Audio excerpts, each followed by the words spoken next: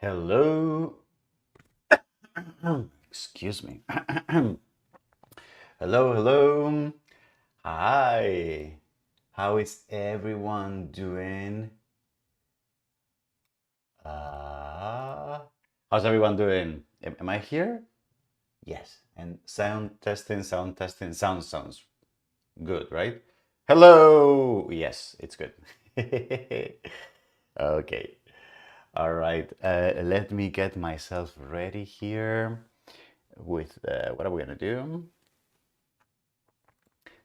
And yeah, so I'm going to write myself a couple notes here about what's happening today. Today's the 10th, right? And it's live stream 110. I can't believe I've done this 110 times, plus times about 3 hours per live stream. Let's say 2.5. So that is, let me use my, so that's going to be 275 hours. What's that in terms of days or something? So let's say we divide that by 8. So that would be 35 full working days. That doesn't sound like a lot though. Well, I guess or something we do once a week for a tiny bit. I guess it's kind of a Gabriel! Oh my God, so good to see you. Ciao, Gabriel. Oh my God. Okay, can I do a little bit of a feature show here? All right, I'm saying hi to Gabriel Ferri, who is on the. Let me see if I can Google you here. No, you're none of these. No. Garfagnana Innovazione. All right, and then here, that's where we're gonna go. So I wanna say hi to Gabriel, who's on the chat right now, who works at Garfagnana Innovazione, who is a very cool company in the middle of the mountains in the Tuscany area in Italy. They do marble sculptures with robots, and they also help facilitate the organization of this event called the Digital Stone Project that happens every year at the mountains. And actually, I was lucky enough to participate in the 2019 edition. And actually, this is a documentary that I made for that event. And I wonder if the PDF is here. I don't know that the PDF is here with the work. Is this the no? Marmusculum. Was this the one, or did I go to the 2018? Which one did I go to? I went to 2018 actually. Yes, and this was my piece, which was actually not finished at the time that I did this, but yeah. So really cool event, the Digital Stone Project. Where is this? Digital Stone Project. Where is this? Yes. So if you are nerdy, if you like art, and if you have the time and the resources to spend a month in the mountains doing cool marble with robots, I very, very strongly suggest you do this. You go hang out with this gentleman, John Isherwood, and you also hang out with Gabriel and all his gang. They are amazing. I had an amazing time. And I was actually able to make a lot of cool stuff because they were very helpful and very smart in facilitating that. I think I found you here, I guess. I don't know. Anyway, sorry, you got yourself into this, Gabriel. Good to see you. Okie dokie. And we need to go for a run together at some point. I'm getting really into it lately. Uh-huh. Okie dokie. And then we got Richard, how are you doing? Good to see you again. And Sarah, how are you doing, sir? It's a pleasure. Sarah is a good friend of mine who lives like 3 blocks away from here. Okay. What are we doing today? Well, let's do the basics. So, hello, welcome everyone. My name is Jose Luis. I run this thing called Parametric Camp. We do computational design, we record live streams, I do tutorials online in the company of smart and fun people like the ones in the chat right now. And then we trim those videos. We publish them as a pseudo polished. It's not that they're very polished anyway, but pseudo polished, and we videos that you can use as resources for your learning, for your teaching, and we sometimes actually make them, turn them into series. So it's more like a small seminar or a course that you can take with all these videos to learn something, a particular skill. And if you want to learn more about what we do, social media, we're particularly active on Instagram. I still have not, you said I wrote myself here, add the Discord icon here. I still have not done it. So can I just do that real quick? No, I don't want to bore you with that. So if you want to know what we do, stay tuned on Instagram. Also, we have a Discord server that we use for offline conversations throughout the week. The link is on the description of this video right now, so you're welcome to join. We hang out, we answer each other's Q&A.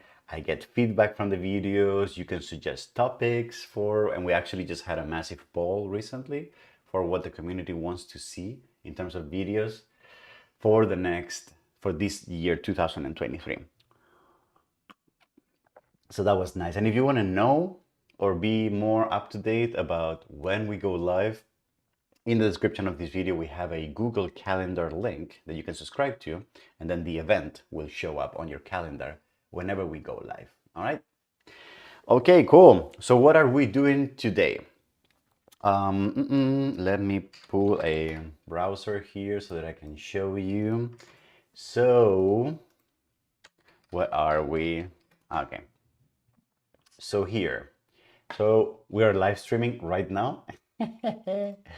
And for those of you, you're probably familiar with this, we are hopefully wrapping up this playlist called Advanced Development in Grasshopper.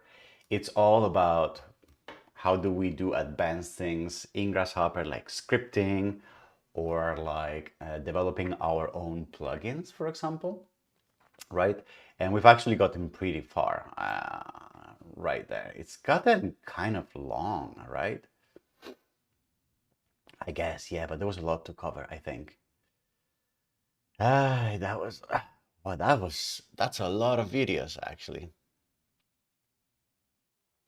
Anyway, yes, so we just did this last week. And I think today, maybe with today and next time, we're probably done. I think on my list, I only have 3 more things that I want to cover. So those are going to be, I have my notes here.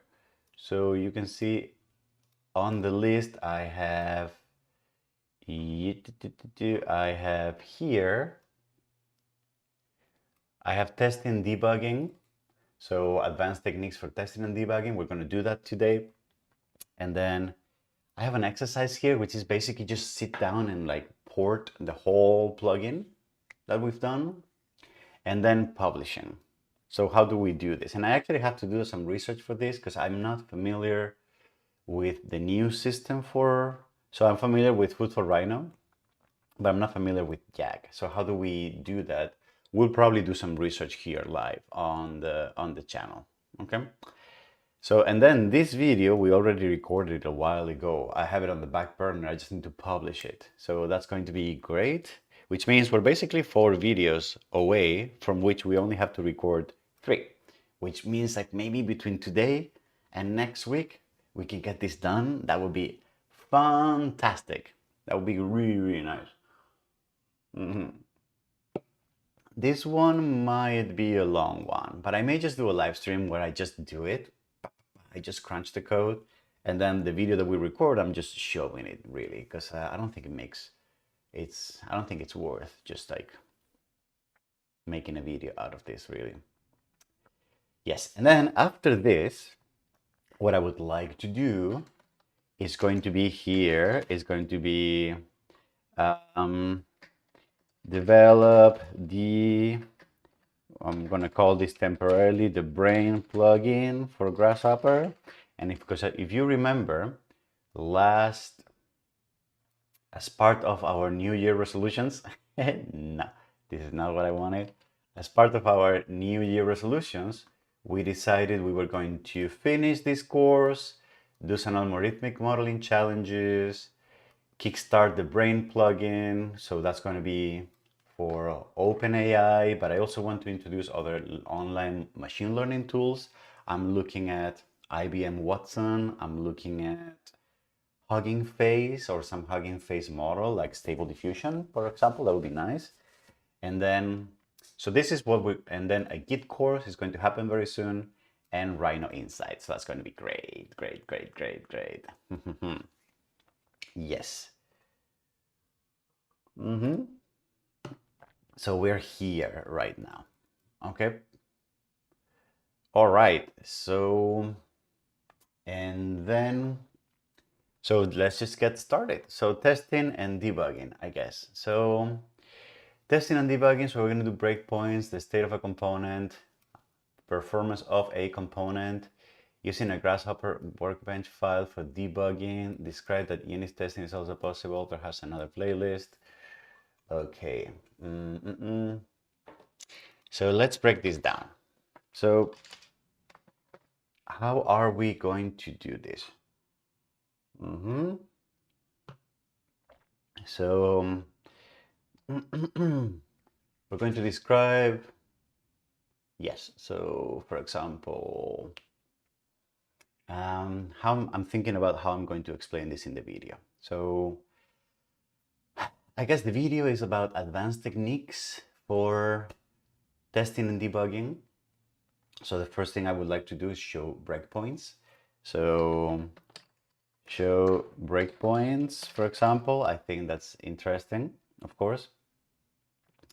And then state of a component. I really don't know what I meant with that. I think instead of the state of the component, I'm going to do hot reload, which is a really cool technique in Visual Studio 2022. So we're going to look at that. We're going to look at performance of a component, how to measure performance with a timer. And then we're going to do auto loading a file. Did I do this before? Auto loading a file. Have we done this before? So I guess I close this. In the playlist.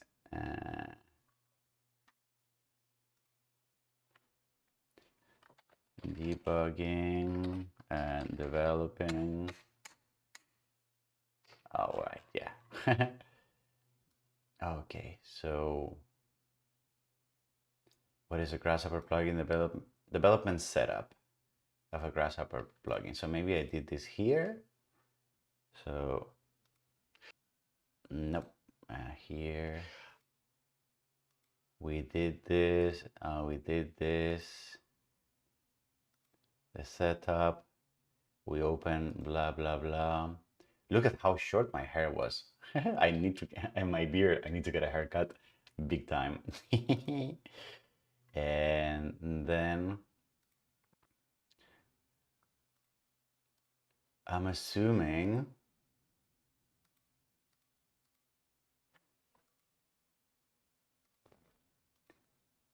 I don't know if I actually explained how to load a file directly, but I did explain how to use folders. Okay. All right. Okay. So auto loading a file. So let's, for example, we're going to do add a post build command. So we're going to do that. And then are we going to talk unit testing? Are we going to talk unit testing? Unit testing in Grasshopper is actually not straightforward as far as I know. I've actually never tried it.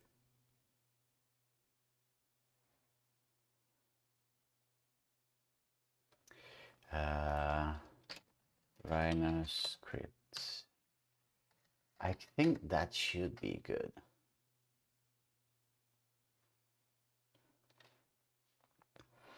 And then this we're going to do some other day. And then for publishing, where is my grasshopper file? Do I need to, how do I need to bundle, upload into Rhino, making your plugin open source? And then we're going to take a look at the package manager. And so before recording, take a look at the Jack package manager. Maybe we can do that in the second half of this video to prepare. You know, maybe I can take Machina. Maybe I can take Machina and put it on Jack. Maybe I could do that. The plugin, and then maybe I can push this here, maybe. And then we do, this is going to be 17, and this is going to be 18.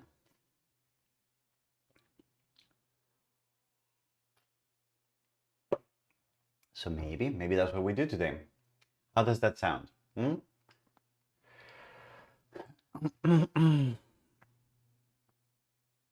Okay. Oh boy.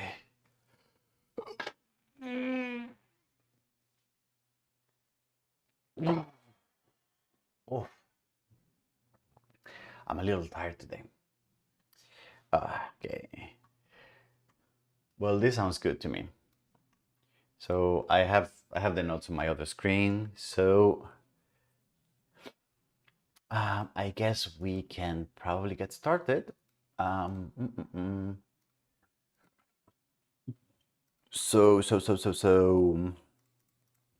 So where do I have the files? I actually moved them recently. I have them on GitHub. What is this? Miscellaneous? No. Advanced development, C# scripting? No. Grasshopper plugin? Yes. I have it here. And this is the logger. Okay, so first things first, let's try to use a breakpoint. GB parametric. Hello. Not sure we've met before. Welcome to the channel. And then remesh, bconsole, remesh. And for example, let's say we open this. Hey, Mayur! Good to see you. How are you doing? We have a conversation pending, don't we? We need to talk. We had something. Yes, I've been really busy. I apologize. But I think we need to talk. Yeah. All right, so let's say I put a breakpoint here and I run this. Okay. So I'm opening, blah, blah, blah. Yes. And then we do this.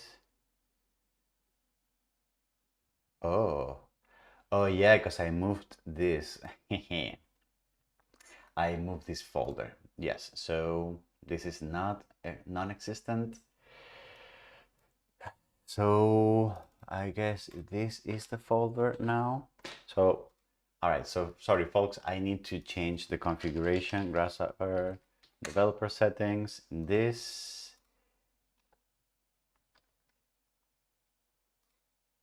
I have to look for it. Oh boy, okay, so here, in Dropbox, yeah. So yeah, I'm a bit of an OCD when it comes to advanced development, grasshopper plugin, binary, here. I guess that's it, yes. So I'm going to close. I'm going to start over again. All right, for those of you who just landed here, I am doing a couple testing before I actually start recording the video, which is going to be today about techniques for development, debugging, and testing. And did I hit? I don't know that I hit anything. It doesn't seem like I've hit anything really. So let me see.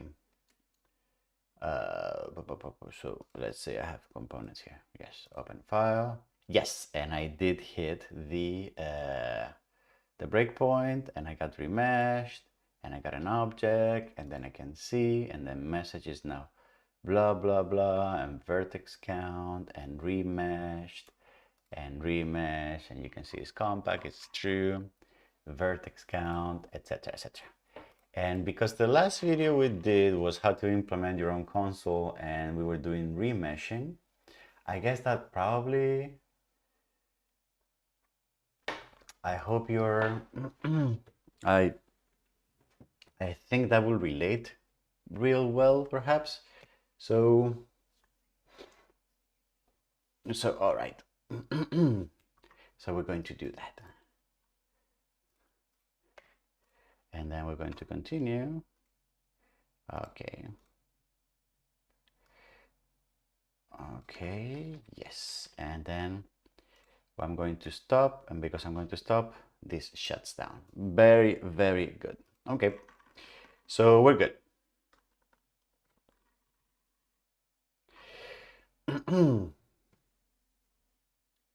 Yeah, no, I'm sorry, Mayor. I'm not coming to Cadria this year. I've actually never been to Cadria yet so far.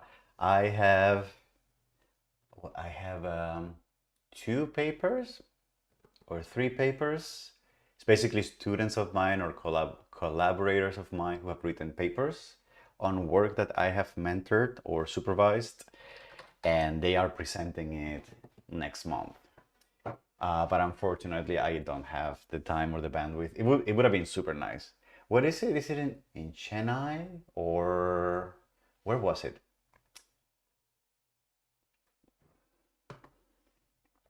But I would have loved to go. I wonder if I can just go.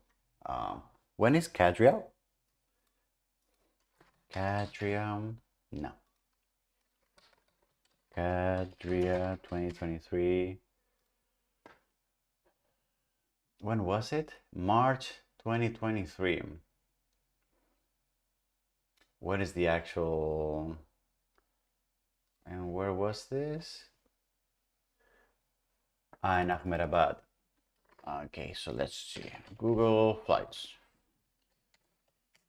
Sorry, I'm just curious. Google flights from Boston to Gujarat. Okay, and then the workshops. So when is the actual key dates, exhibition of projects, workshops? The conference is the 20th. All right, so let's say we did March. What? Oh my God.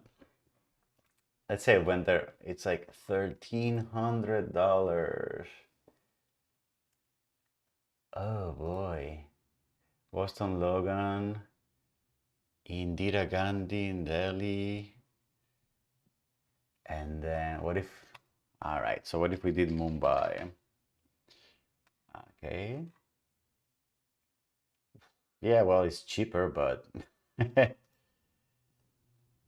yeah. And then we'll have to, what is, how far away is Ahmedabad from Mumbai? Wow, it's quite a trip. Directions from Mumbai. It's 10 hours. Oh boy. Oh boy. Yeah, I don't know.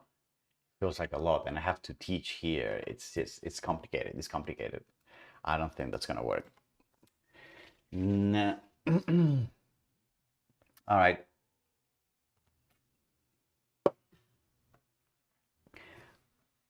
But I would have loved to. Anyway. Okay, let's do this. So,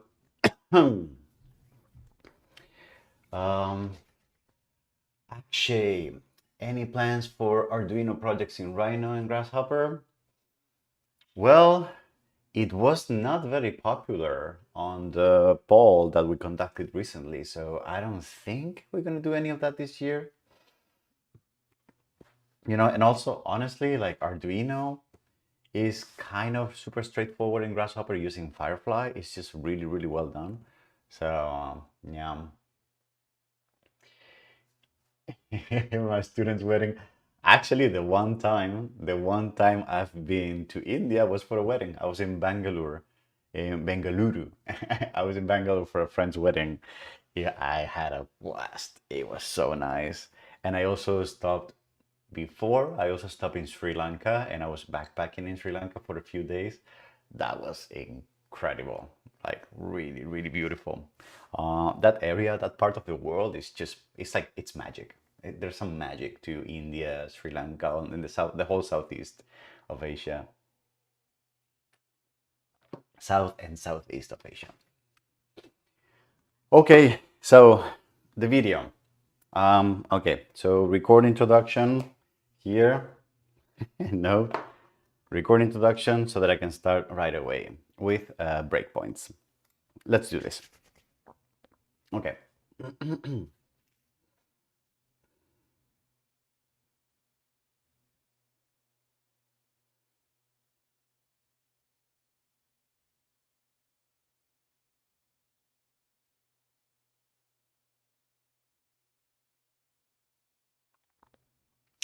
The first thing that I would like to show you as a technique for testing and debugging is one of the most common methods for debugging that I know of in pretty much any development platform, which are called breakpoints. And the idea is that if you're using some kind of development environment like Visual Studio that also handles the compilation and also handles the execution, or let's say the opening of a process that is going to be running whatever code you are writing. If your development environment handles the execution of that environment, then very likely you will have the possibility of establishing breakpoints in your code, which basically means saying or telling your development environment that you want to stop the execution, you want to pause the execution of your software at that particular line of code whenever that line of code is hit. And you want to take a closer look and you want to inspect the state of your software when you hit that line of code. So for example, what would that mean in terms of Grasshopper? In terms of Grasshopper, what that means is that, let's say we are working on the remesh component that we had before. That component that that took a mesh and a bunch of data and then output another mesh that had been changed in topology, right? So because let's say that this component, we had some questions about what's going on. We needed to take a look at the remeshing operation, etc., etc. So something that we could do is we can say, well, the most interesting part of this component is arguably the solve instance function, because that is a function that gets called by Grasshopper whenever the component actually needs to do its job, right? And this is where we write our main code, if you will, which in our case is very thin. It's just like remesh to target, blah, blah, blah, right? And which is calling this other function. And then this string that we put out in the, that we output through the debugger that we just wrote in the previous video, right? So let's say that for some reason, I didn't know exactly what was going on. Some numbers were off. I was getting errors, whatever. And what I could do is I could say, well, I want to execute this, but I want Visual Studio to pause the program whenever this line of code is executed. So what I can do is I can click here on this gray bar on the left-hand side of the numbers. I can click here on this gray bar and establish a breakpoint. And what that will do is that when this component gets executed under the Visual Studio development environment, then Visual Studio will stop the execution of everything and give you a way to take a look at what's going on. So let me show you what that looks like. So I established a breakpoint. I'm going to run my plugin from Visual Studio Code. And if you remember from previous videos, we have configured our whole development environment so that when I click run, then I open Rhino, and then Rhino is going to open Grasshopper with this file that I'm using for testing and debugging. I actually don't know if I explained this, but I'm going to explain how I did this also in this video. Anyway, so what you can see is that my software, my environment is running perfectly. This is the remeshing component that I am targeting, but you can imagine that you can see that right now nothing has paused. So my Grasshopper is still responsive. I can move Rhino, etc.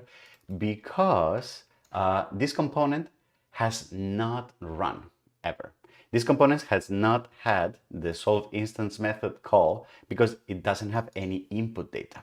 So let's say that I were to create some kind of mesh, for example. Let's say I'm going to create, how can I say, like a primitive mesh. So for example, a cube or a box, right? Something like this, right? And then I'm going to load this into Grasshopper. As I do that, you can see the boom, everything just paused. If I were to go back to Grasshopper, I really cannot. And you can see that Rhino and Grasshopper are both frozen. I can see I cannot drag, I cannot do anything. They're both frozen because Visual Studio has stopped the execution of everything and is right now stopped at my breakpoint. You can see that I have a continue button here. You can see that I have a way to just stop everything. So right now, Rhino and Grasshopper are paused in this component that is about to execute. And what's interesting is that this also allows me the possibility to inspect the program. So for example, this is the moment where remesh to target edge length is going to be called. So what I can do is with these tiny buttons here, what I can do is I can follow line by line the execution of the program right now. So let's say that if I press step into, what's going to happen is that the program is going to move on to the next line of code, which is executing this function. And I'm going to step into again, and you can see that the next line of code is the creation of the mesh.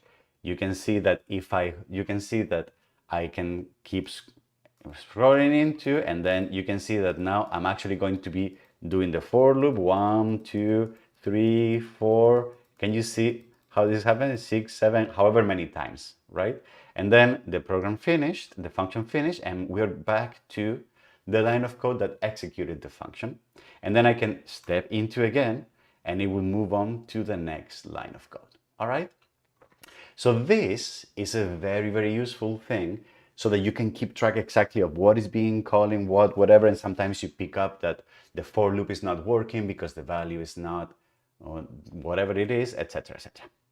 Another thing that is very useful about this is that because the program is paused, you basically have a way, it's like a snapshot. So you have a way to look into the current value of the things that are happening in your program. So for example, if I were to hover over remeshed, you can see that I get this tooltip that tells me that the remesh is now an object of the type G3 dmesh3. And if I were to expand this, you can see that I can now scroll and take a look at the value of all the properties inside. So for example, compact metric is a none, has triangle groups is true. Then for example, triangle count is 0. Okay, that is strange. And for example, vertex count, let's go to vertex count. Vertex count is 726. All right. So this gives me a way to inspect the current value of things. So for example, right now this is going to be executed. You can see the vertex count is this much, triangle count is 0. So I'm going to keep going, and then you're going to see that remesh, vertex count, triangle count. You see, so for example, I have detected that something is strange here. And I have detected that triangle count is 0 and that something is not going to work well. So if I were to now say, you know what, I'm done inspecting, can you please continue executing the program normally? I'm going to press continue, and then I can go back to Rhino, and you can see that now I can move things again, etc., etc. And you can see that something went wrong here. You see, I get an invalid mesh. So this would be a good way now of figuring out, well, I may need to change the method. I may need to take a closer look at what's happening right now. Or for example, you know what? Let's try to do that again. So I'm going to clear the values. I'm going to set one mesh again, and I'm going to start. I'm going to go in, all right? And then you can see before I do any remeshing, the dmesh has a triangle count 0 and vertex count 0. So for example, because I inspected this before we went into any of the remeshing, what I can see is that the problem is not the remeshing. The problem is, for some reason, is the conversion from a grasshopper mesh, right? Or the conversion from this mesh, the one that is coming in. You see, where is the mesh that is coming in? Yes, the mesh that is coming in that has already, when it came in, it already had 0 triangles. So what we can see is that we have been able to analyze that the problem is not this component. The problem is probably the component before. So let me continue this. Probably the problem is the component before this one, when it's converted from mesh to dmesh, which is not giving me, for some reason, the triangle count. And actually, I do know why this is happening. It's happening because Rhino is using a quad faces, right? And I don't think the dmesh3, I don't think the G3 library accepts quad faces as faces of a mesh. They all have to be triangular faces. So if I were to triangulate mesh, for example, and then I'm going to continue this, you know, this got triangulated, and then I don't know what happened here. Yes, and I think, you see, and now things worked out because because the original mesh is made out of triangles, because the original mesh is made out of triangles, right? So now everything works, and this gives me a valid mesh. Okay, so here you go. That was a way of testing things and debugging, right? What's a little annoying about this is that, I don't know, let's say I am on a breakpoint, and let's say, for example, you know what, I'm not very happy with this. Can I actually change this before for the next execution? So remeshed, demesh to, for example, blah, blah, blah. And I'm going to continue. And actually this change actually went through, which is kind of nice because it was a simple string manipulation. But sometimes, for example, if I were to say, I don't know, let's reload again, okay? So for example, if I were to add here int I equals b, I don't know, 10 plus 200 or something, right?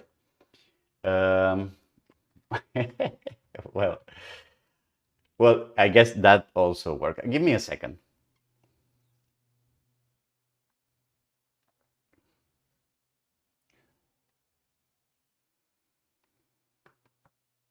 So what is a change that I can do that will not be accepted by? So for example, adding a function.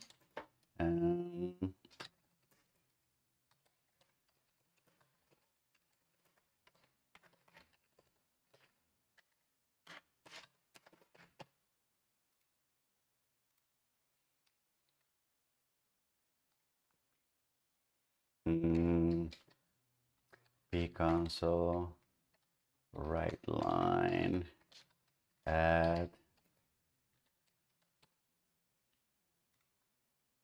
This will require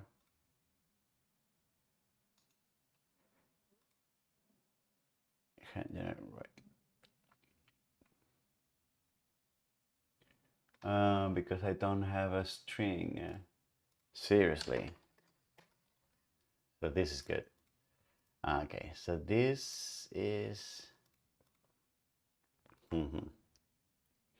So this is not working. I need to make a change in the code that will require recompilation. What could that be? So it looks like it lets me add functions. It lets me add functions. It lets me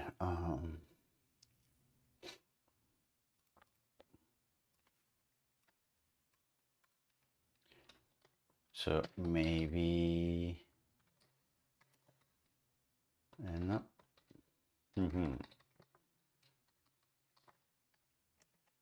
So something that requires recompilation. Hey Jay, are you there? What is that going to be? Recompilation. What can that be?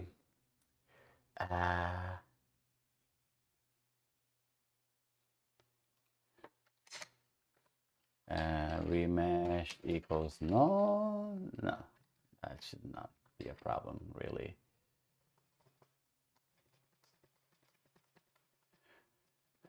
I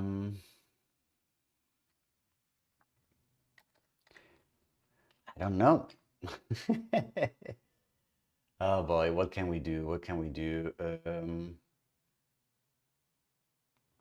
I guess one could be changing the signature of a function, but this one in particular is not going to let me because it will require, yes.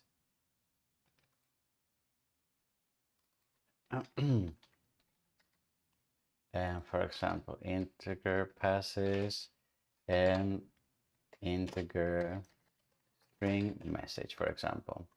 Yeah, so changing the signature. This will require recompilation, which is not. Why is this not giving me?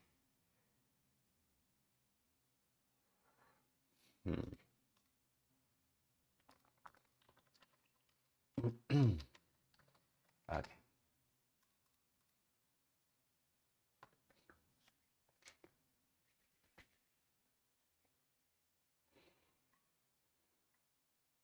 Okay, let's go.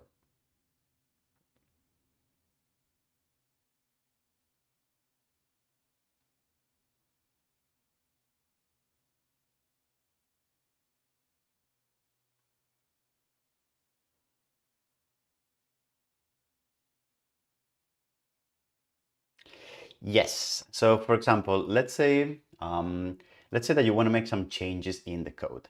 Sometimes if the change is minor, the Visual Studio can do things such as just update the code on the fly. So for example, if I can say now message, can I just add to message like something like good luck with it or something like that?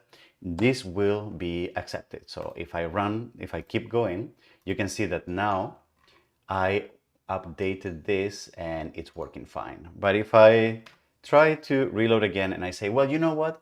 I actually kind of want a change that is a bit more significant, a change that is basically rechanging or reshaping the structure of the code that I'm writing. So for example, an example of such change could be changing the signature of a function. So let's say I want to have this function be able to now accept, for example, prevent normal flips as an option.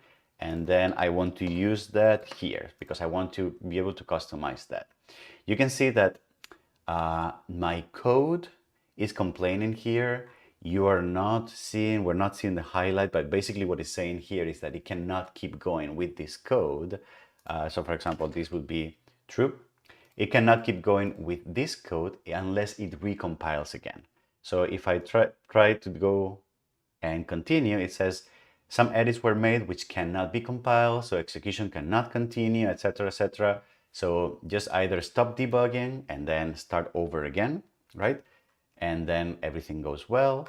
Start over again, or don't do those changes, right?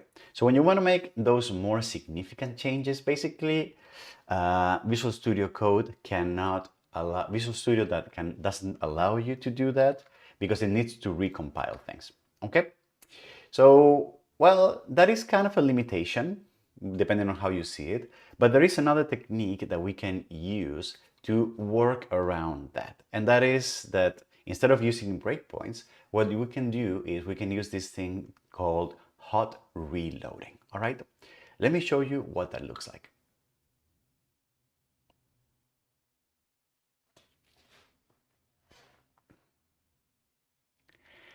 Okay, so let me see if I can make that work actually.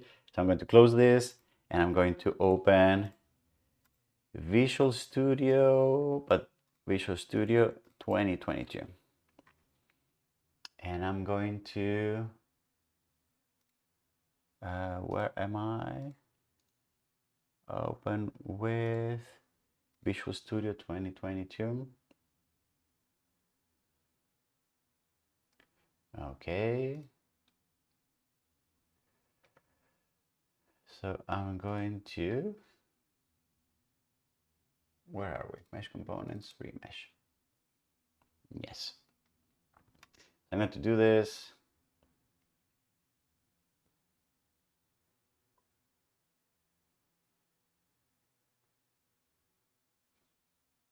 Hey Daniel, how you doing? Are you Danny GA on the forum on Discord? Is this who you are? Danny GA?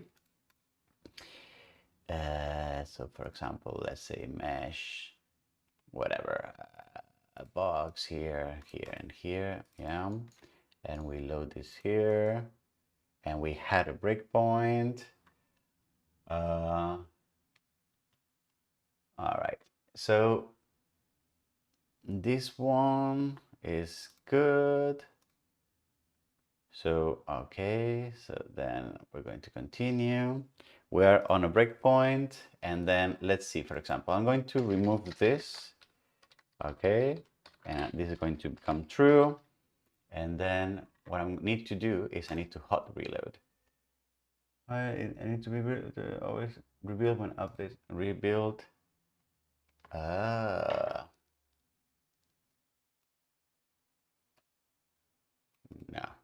Oh yeah, because I still have the, okay, so let me do, I've tried this before and it used to work for me. So let me try this. You've tried this before, Victor? It used to work for me. Okay. A bar. Hello. Okay. All right. So, and a mesh, a box, and set the mesh here. And let's move this, move this. All right, so now I don't have errors, so can I hot reload?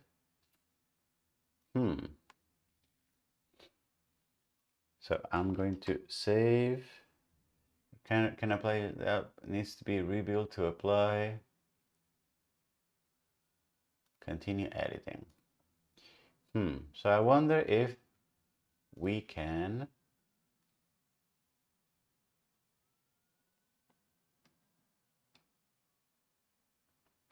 that was running it without debugging.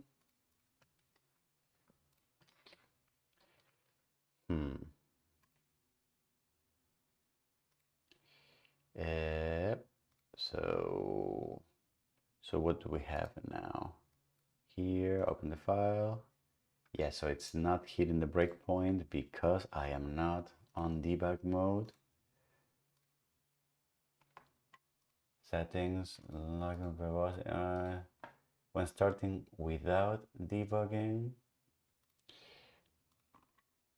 So good luck with it, blah blah blah, and then this is hot reloading. It's not. No, it doesn't work. Interesting. So how did I do this back in the time? I swear I feel I've done this with grasshopper.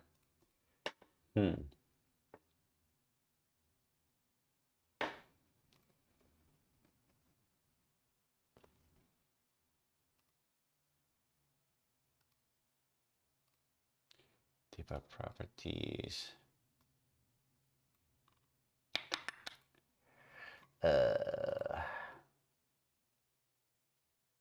So maybe I was wrong. Maybe I dreamt it. Okay, so debug. We are on a breakpoint.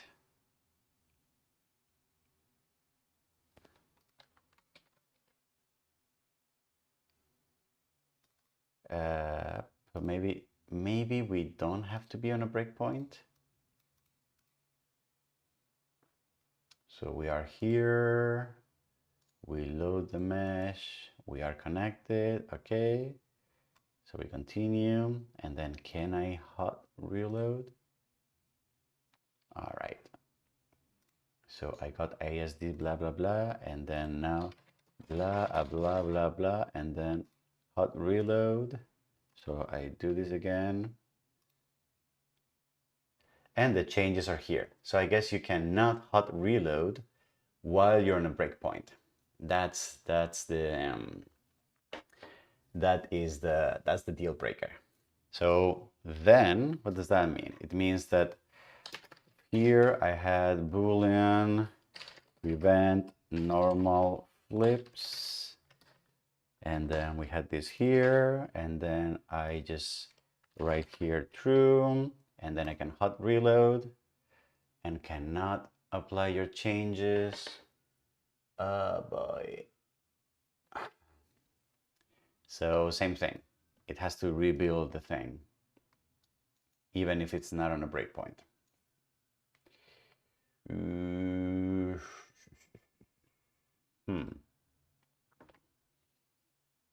Okay, so maybe there's something I got wrong here.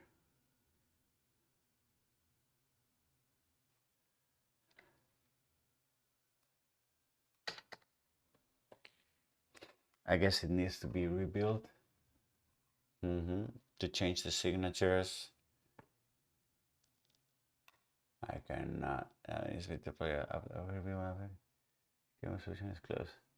That's so shitty. I thought I used to be able to do this. Restart, break all. Override is inherited. That's kind of a bummer.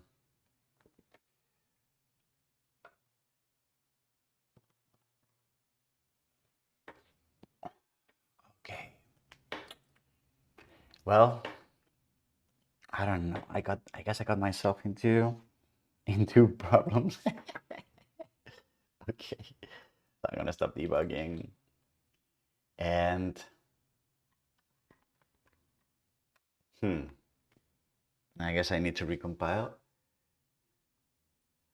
That's kind of, I swear I've done.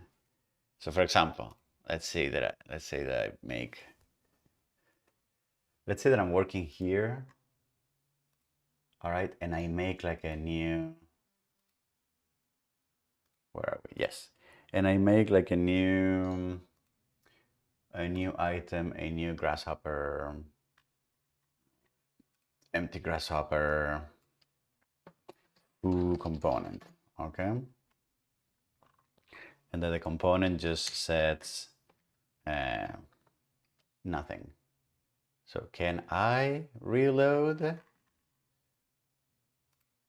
And then, well, can I change this to pcamp and then subcategory utils, for example, or mesh? Where was this? Mesh. So can I change that? And can I hot reload? And if I do that, utilities, string concatenation, mesh, it doesn't show up here.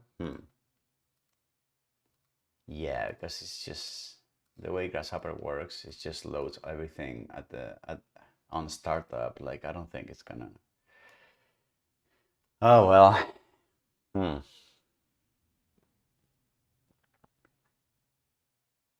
Does cough site make a difference? I don't know. Let's try that. So I do this, and now I don't have Do I have at least foo component? Nope. I have foo component. It's not showing up. It just hasn't been registered really. Grasshopper.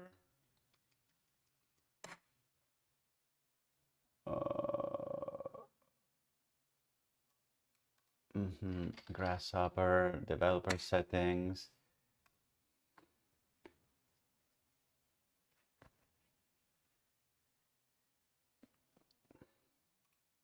Okay, so we can try that. We can try executing it with that.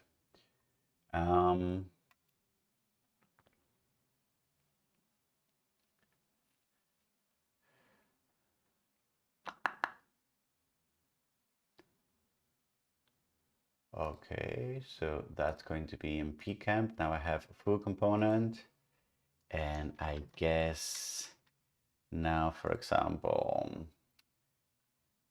can I change remesh and change this signature and do true and change this? Is this going to let me? No.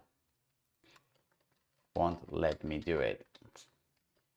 And can I add another, which is not going to be picked up because again, my and then bar component, and then category is pcamp, and then subcategories meshes or mesh,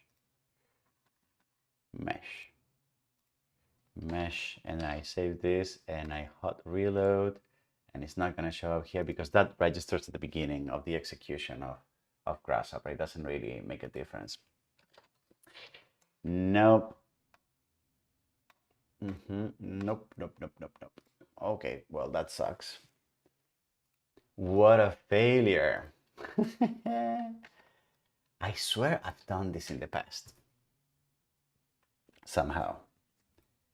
So I guess I'm not sure how I'm going to explain this.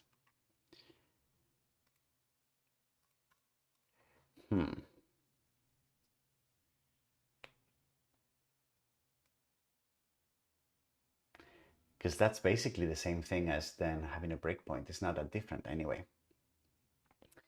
Okay, well, let's do it that way, I guess. I guess that's the story for today.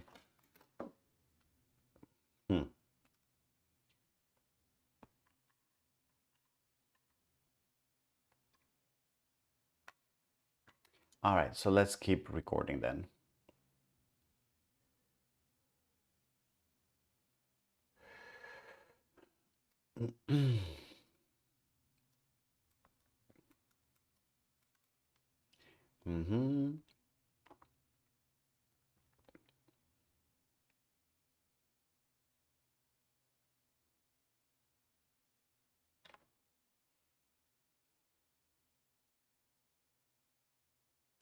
For these videos and for this series, I've been mostly using Visual Studio version 2019, the Community Edition.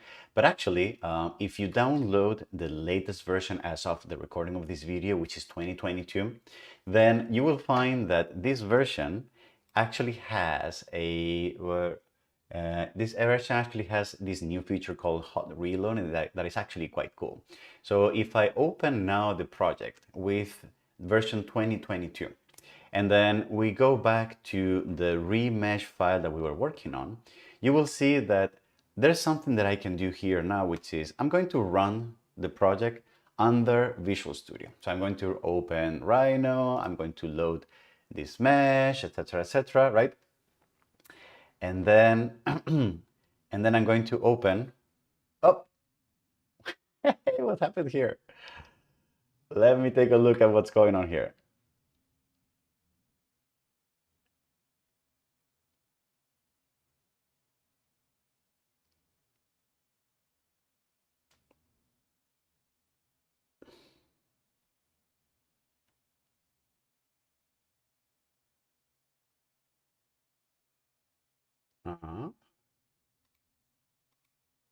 Where's this here?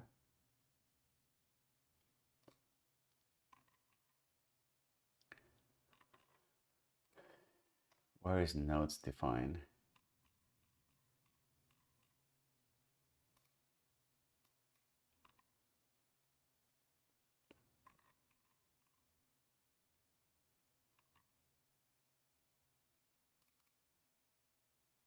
Mm-hmm.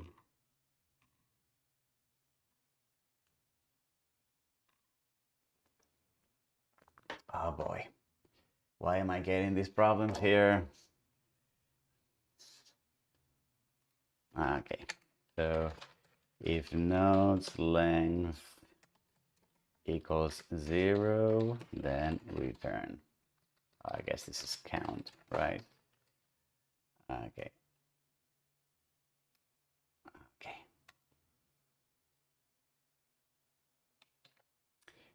Can you just reload?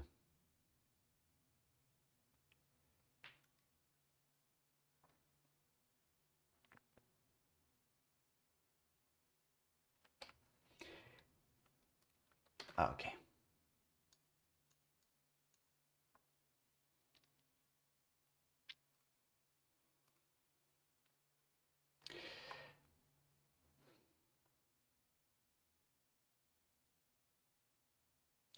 Yeah, sorry for that. So I loaded the plugin, I opened the components, and then I have my grasshopper script, it's working, and everything is going great, right?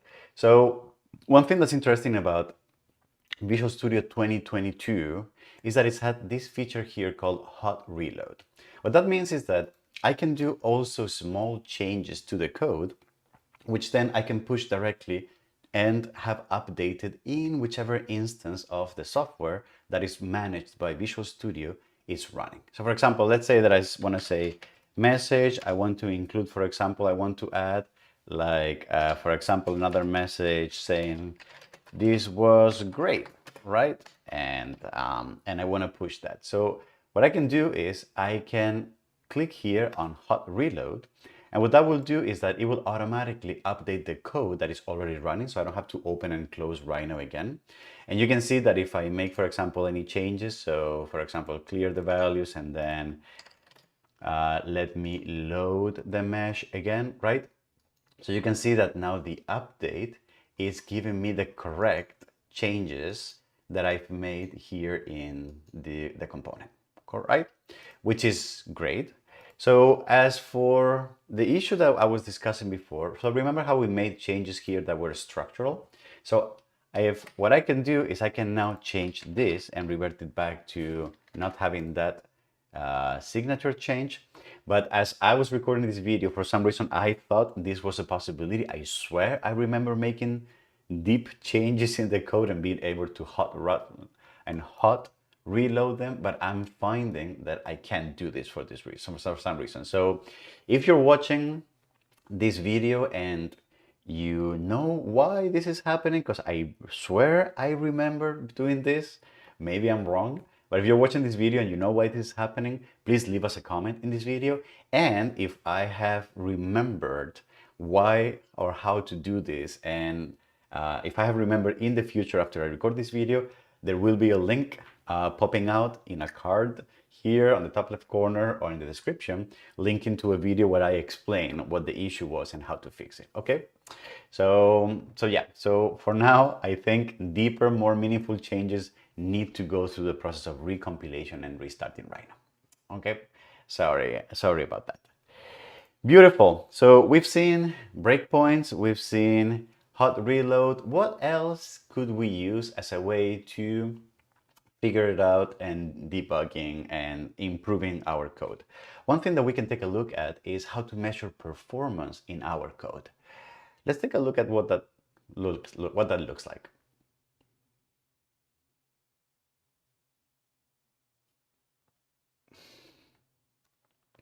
Hey, Nicolas, how are you doing? So I think performance was using the stopwatch. Is that correct? Yes. So yeah.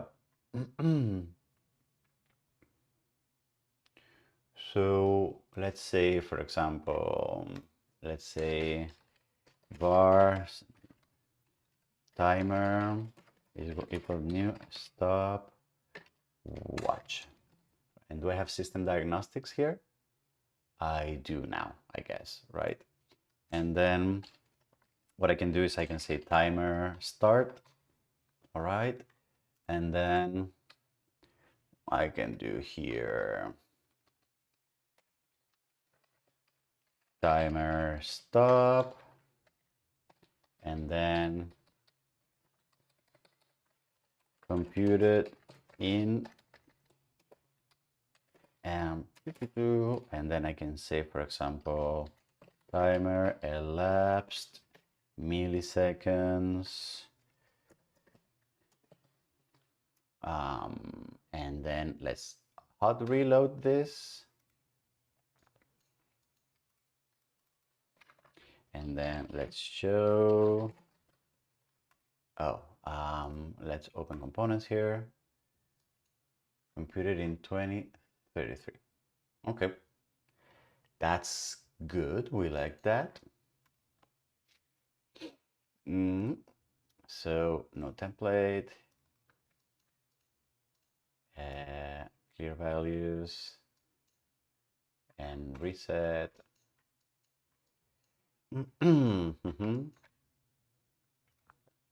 And I'm going to delete this.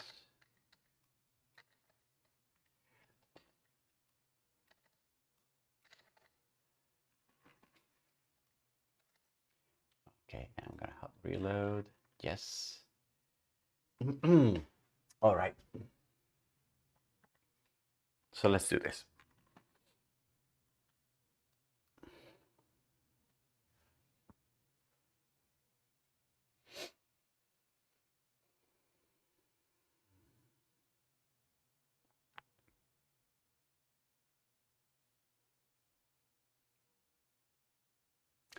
A really nice trick that I like using in C# is called the stopwatch class. It is basically this very simple utilitarian class that is very helpful to measure the time certain code takes to execute. So there's actually a documentation that you can check. It's very simple. You can basically instantiate a new object from the type stopwatch, and then you can wrap whichever code you think it's heavy duty. You can wrap it between a start and a stop call to that timer.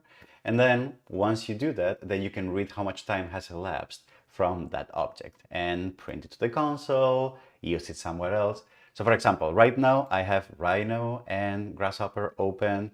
There's nothing going on here, and I have my my code in running mode. All right. So what I'm going to do is I'm going to say, well, I think this remeshed operation, this function is probably heavy duty. It probably takes like quite a few cycles because it's a very expensive operation.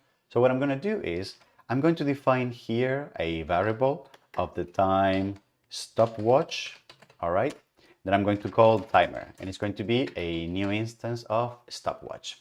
I don't know if you noticed, but Visual Studio on my behalf already added here a link to the namespace system.diagnostics, which is where the stopwatch class lives. If your Visual Studio didn't do that for you, you may have to manually type here using system.diagnostics. And then what I'm going to do is I'm just going to say here, can you start? I'm going to start right before the heavy function, and I'm going to stop right after the heavy function, which is the one that I wanted to measure. And then I would like, in this message, I would like to also add like a little bit of like how long it took to compute. So I'm going to say computed in, and then I'm going to go to the timer, and there's a bunch of things. So I can use elapsed, which is the time in seconds, I believe. Forget about that. Or the time in milliseconds, which is usually a bit more useful. So I'm going to print time elapsed milliseconds and then ms. All right. And then I'm going to hot reload. Then that saves me from having to open and close Rhino again, etc., etc. And because it's a minor operation, what I'm going to do now is I'm just going to go ahead here and load the components, show, and then I'm going to load this mesh, and you can see that the operation was computed in 26 milliseconds. So this is actually quite helpful because if we're working, so I have in Grasshopper, I have turned on the profiler option, which gives every component this pop-up with a measure of the time it takes to execute, which happens to be almost identical to the time it took to compute. It's just 1 extra millisecond, which is probably like running the component, like passing in the inputs and outputs, etc., right? But you see that it's actually very, very close, right? Which is a good indication that this is working well, okay? And this is actually quite useful because if you are working in an environment that you don't have this kind of tooltip, like a console application, like Unity, whatever, then taking a look at this is actually quite helpful to understand which parts of your code are heavier and which ones are not, okay? So use a stopwatch a lot to measure the performance of your code.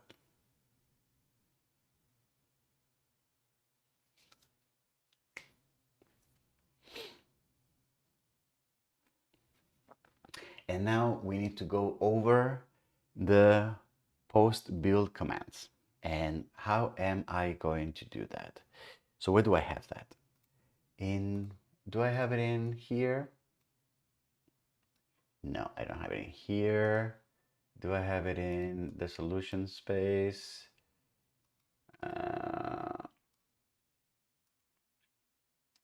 Where do I have that? So I'm actually going to use Visual Studio Code. Okay, so here, there you go. So the start arguments, configuration, debug, etc. Yes.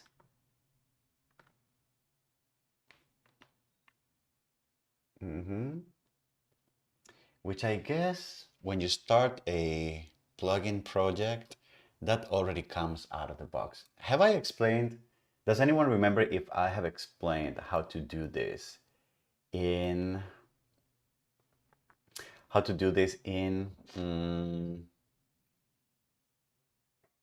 in previous videos? Does anyone remember? Otherwise, I can just explain it again. It's not a big deal. So, okay, so I'm going to stop this and I'm going to open Visual Studio and I'm going to start with a new template from Grasshopper, new Grasshopper assembly. Next is going to be on my desktop, that's fine. And then my Grasshopper assembly, yes, and Rhino is here.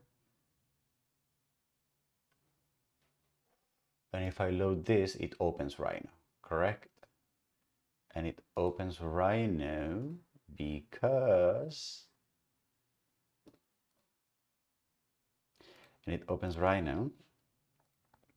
but then I have my grass. So this is the assembly. Okay.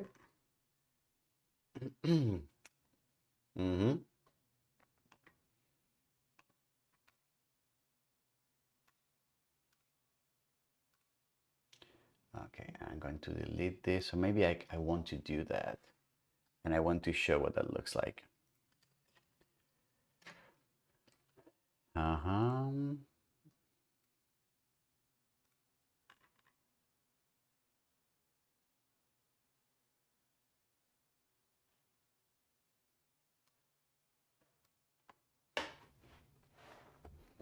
Have I done this? I feel like I've done this before. I feel like I must have done this before. Adding icons, error handling, speeding up Grasshopper development.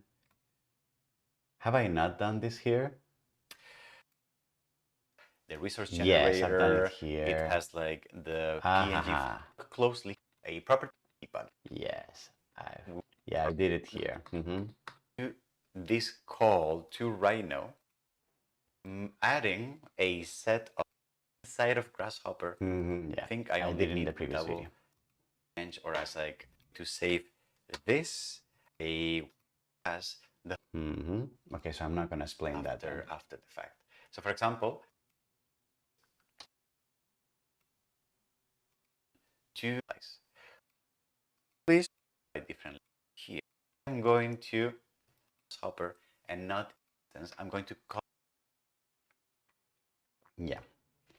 Okay, then I'm not going to explain that.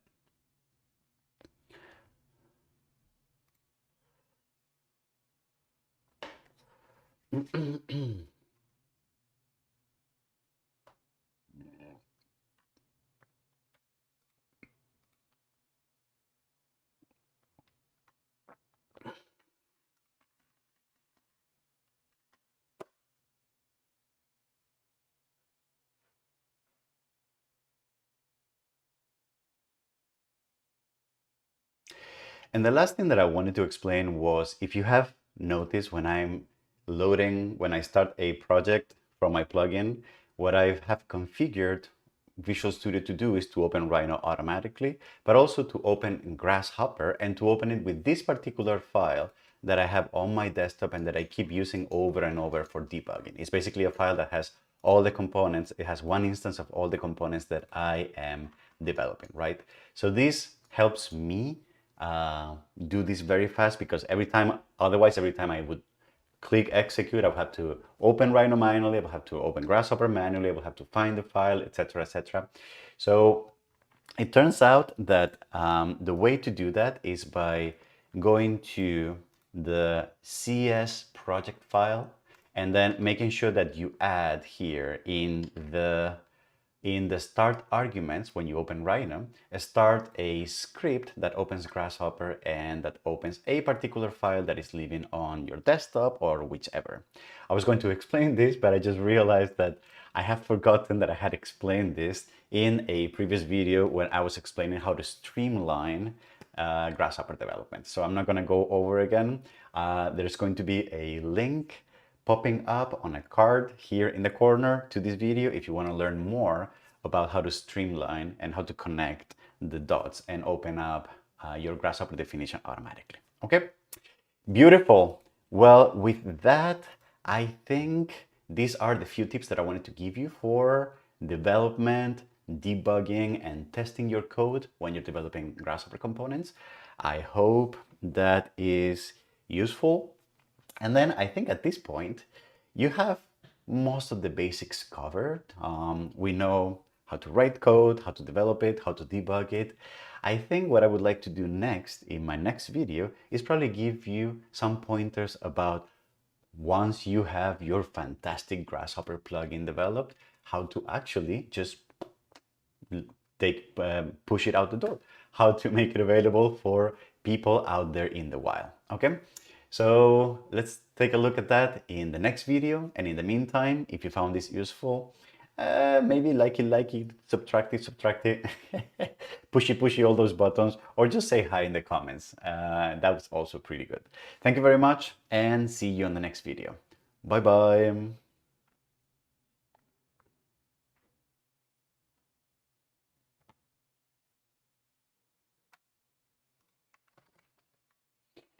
Okay, and I need to develop now.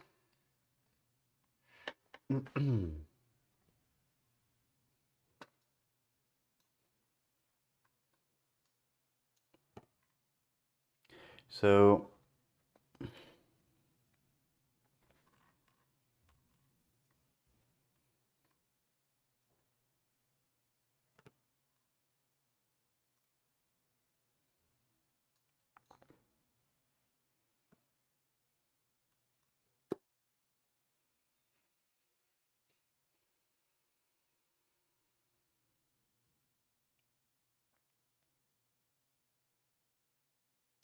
hello, this is Jose Luis here at Parametric Camp, and welcome to another video in our series Advanced Development in Grasshopper. In this video, I'm going to show you a few pro tips on how to streamline your development and your testing in your Grasshopper components. So for example, I'm going to show you the technique to add a breakpoint so that when you are developing and you hit, for example, I'm going to recompute, and you hit like a certain part of the code, you can stop the execution and you can take a look at what is happening here. Can I look at the code, how it's moving from one line to the other? And then can I see the results of like, yeah, this is the mesh, etc., etc., and then continue the execution. So you can pause and take a look at that. I'm also going to show you how to do what's called hot reloading, or for example, the idea that I can now change the word calculated, blah, blah, blah, whatever, and then I can hot reload, and therefore now when I run this code again, recompute, you can see that the changes have been broadcasted here, all right, without the need to set breakpoints and restart everything. And I'm also going to show you how to measure performance. So you can see that now this code knows how long it took to execute this code. And so that's a very simple trick using just the stopwatch class in C#. All right. So this is just a few tips to help you debug, understand, and look at what's going on in your code when developing Grasshopper components. Okay, it's going to be super nice. Let's take a look and dive in.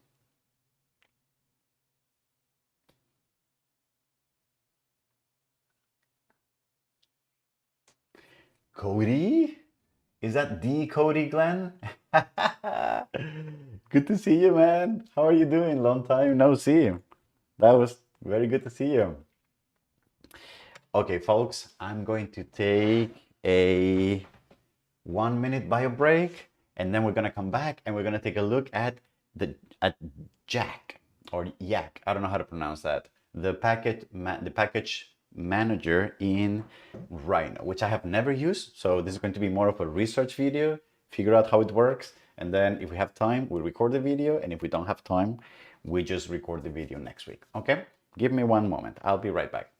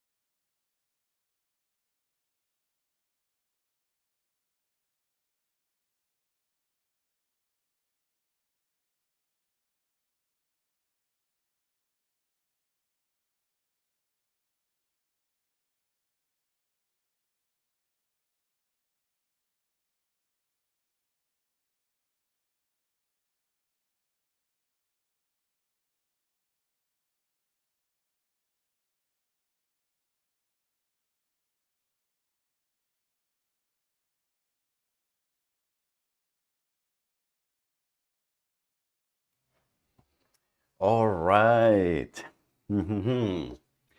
Okay. All right. So, what are we doing now? Yes, we're going to look at the package manager in Rhino.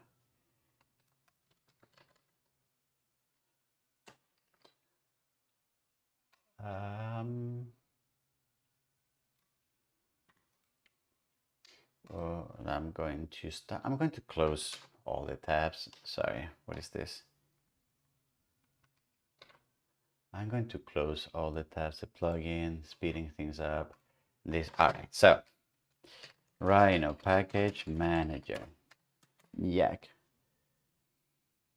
What is the, okay, so, all right, so join me in doing a quick assistant cover installation manager in the Rhino ecosystem. Currently supports Rhino and Grasshopper plugins, but they're going to include things like script, material, is codename Yak. The name Yak is still used for the command line tool that creates and publishes packages. The package manager has several goals.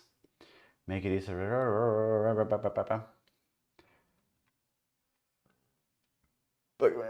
Make it easier for users to discover my plugins. I want to invent that we've taken inspiration from Linux and the software development. The package can be broken down into 3 main areas: server, integrations, and the command line tool. The server is the heart of the system. Once created, the packages are pushed to the server to share them with others. So I think what we're going to do is, you're probably familiar with this plugin that I developed. It's called Machina, all right? So what we're going to try to do is we're going to try to publish Machina to the packet manager, and then we're going to try to develop we're going to try to do, I'm a little distracted today. We're going to try to publish Machina using Yak, and if it goes well, then we would make a video out of this. I see Victor pointing out that it's not very friendly for development, so maybe what we have to do is we have to break down the video into publishing. We have to break down into putting your plugin on Food for Rhino and making it open source on GitHub. So that can be one. And the other way, and the other video can be the package just literally a video just only on the package manager for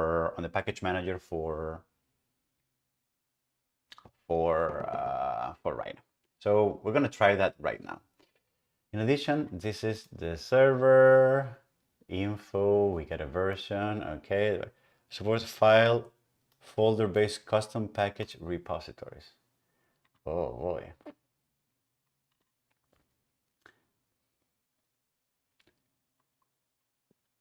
By default, in addition, it's possible to configure Rhino to use your own package repositories. Yeah, I don't think we're gonna do that. No. No. Integrations. You have to be careful about configuring the plugin for Mac or Windows and version of Rhino. I remember the default being Windows Rhino 7. Integrations. What have you used Yak for, Victor? What have you published with this? And currently, this has been done in two ways: package restore for Grasshopper and the package manager UI. The Rhino package manager has been integrated in the Grasshopper unrecognized objects that are providing package restore functionality.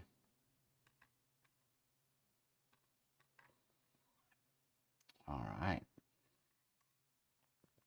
When opening a new file which contains components from a plugin not installed in the machine, the user is given the option to check the package and plugin installing it directly. Oh, I see.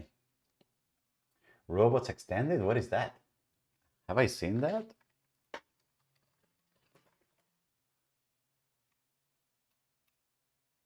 A version of the robots plugin. Extensions currently only for Kukas. So you've forked the plugin and you've been extending it for Kuka. If you have different code for Mac and Windows, they can't have the same version number. Oh boy. Open a new file which contains components from a plugin not installed on the machine. Okay. Package manager UI. Okay. It gives you a NuGet style. I'm very new to all of this. Have I? Okay, so package manager. Online, what do I have installed? Panelist tools, Parachute, Bitmap Plus, bitmaps. And there is Food for Rhino.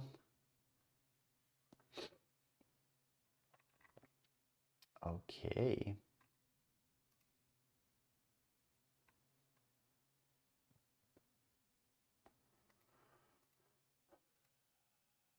Okay.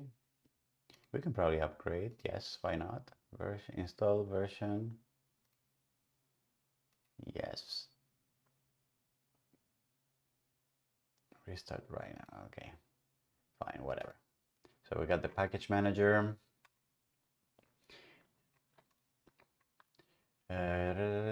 Command line tool. First basic interface, but with full function. It is model on well-known domain-specific package managers such as Gem and Pip. Communicates with the server as well as hooking into Rhino accounts for authentication. On Windows, the tool can be found at blah blah blah. On Mac, there is a type path to Jack help to get started. Okay, so let's do that. Let's type path to. Okay. All right. So let's open a command line here because I'm assuming yak is over there. Yes. All right. So yak. Nope. Not that one. Yak x and then help. Examples. Create topics. Install Marmoset. Build help push. Build a package using manifest and files in current directory. Install the package from the server. So help build, for example. Platform version. Platform you will try Win, Mac, or any version. Override the version number in manifest YAML with this help. You should add Rhino folder to system environment, then go to the directory of the plugin to use jack in the command line interface. I hear you, yeah. Get help version, and then I guess in order to do that, Rhino folder, and then go to the directory of the plugin to use yak in command line interface. I see. Or I could just use the entire, basically, I could just use the entire like this, and then just do whatever, build, blah, blah, blah, right? I could probably do that. Okay, so I guess we need to take a look at the anatomy of a package, the package manifest, and the reference. Okay, so package structures. Packages are simply zip files with a yak extension. The package must have a top-level manifest file. Details about the manifest can be found on the manifest reference, which is here. Okay. If it builds in your current working directory. Okay. Any plugins must be in the top-level directory so that Rhino and Grasshopper can find and load them. Package version numbers must either follow semantic versioning or system version Microsoft's 4 digits, because of course Microsoft had their own versioning system. It's recommended to use semantic. Yes, these are handy for limited testing. The default is the latest stable version is installed. Distributions. For a single package, so I guess that means that you have to basically create a structure like this where you drop your stuff. And you need to have a manifest under with this particular structure or whatever, right? Okay. For a single package, multiple distribution targeting for Rhino versus the information is then encoded as a distribution tag that is appended to the file name of the package. For example, blah, blah, blah. The distribution tag consists of an app identifier and version. Yeah, so this is going to be Mac, anything goes. And I'm assuming this is done automatically by the build tool, correct? Okay. When installing packages, check whether they're compatible with the updated server works seamlessly. Now you've seen that you've seen what is a package. Why not create a package? Create a grasshopper package of your plugin. Pushing a package to the server.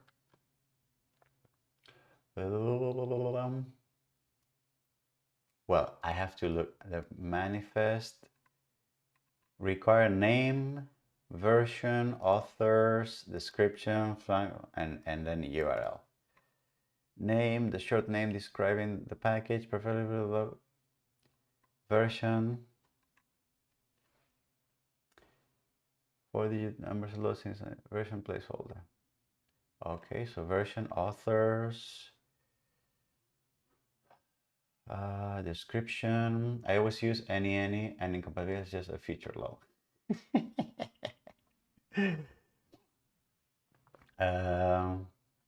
Description, URL, plankton, keywords, a JPEG, an icon.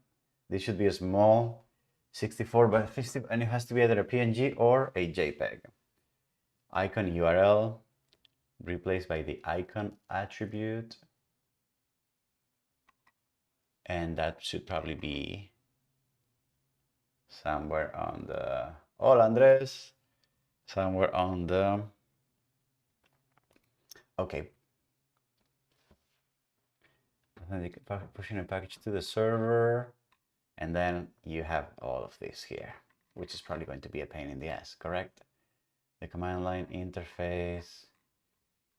Whoa, this sounds like a lot of stuff. Okay, so let's start by the simple part. Let's make the manifest file. So I'm going to, where are we? I'm going to go to Machina, right? Because we're going to try this with Machina for a grasshopper. And then I have the distribution file here.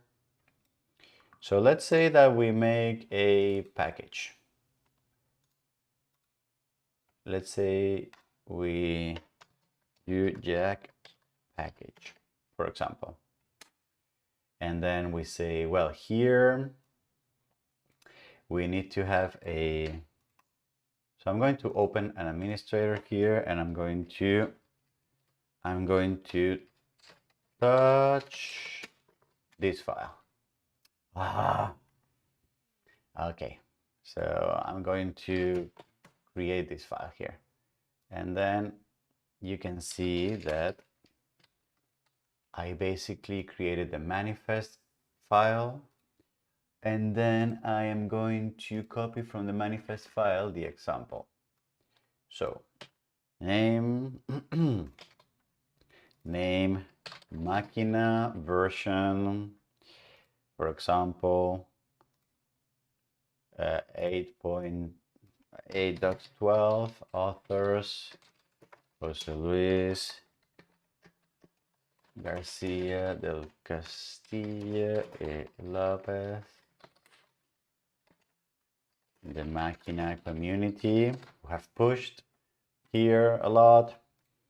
And then Machina for grasshopper. Yes, for example, here. And I'm going to copy this, and this is going to be the description. All right, and then the URL is going to be, so for example, it's going to be here. Here, and this is going to be the GitHub. And I think I don't need this here. And what else? And the manifest, URL, keywords, and icon. So we have name, version, author, description. So name, version, author, URL. We have URL, we have keywords. Keywords, for example, are going to be here. Robotics, fabrication, real time,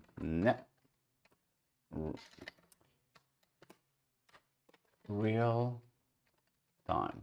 Okay, and then icon is going to be some kind of file. So I'm going to save this, and I do have an icon file. Where is that? Assets, icon, 60. No. There was actually a folder called Machina Icons, Assets, Source SVGs, Contacts, Dynamo Icons, Machina Icons, Machina Head, and this is what? 256 by 2 grasshopper icons is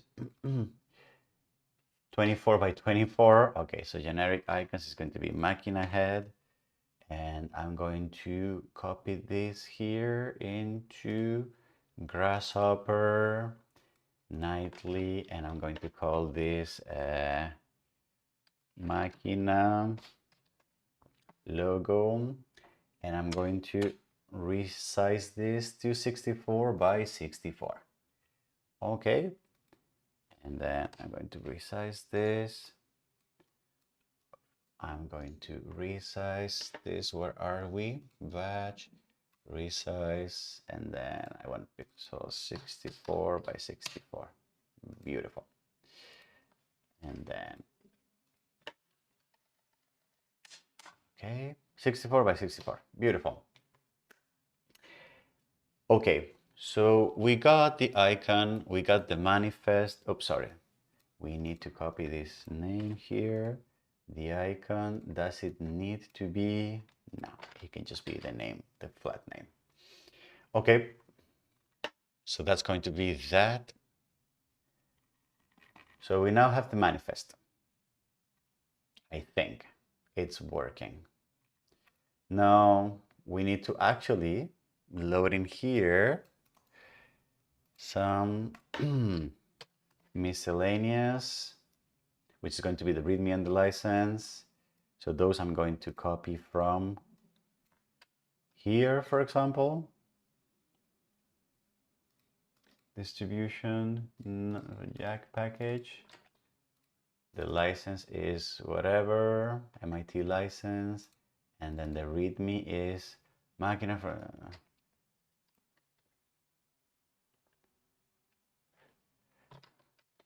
the README, máquina, thanks for downloading.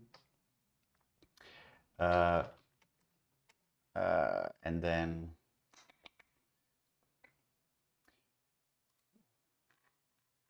this was here, grasshopper, máquina. And I'm going to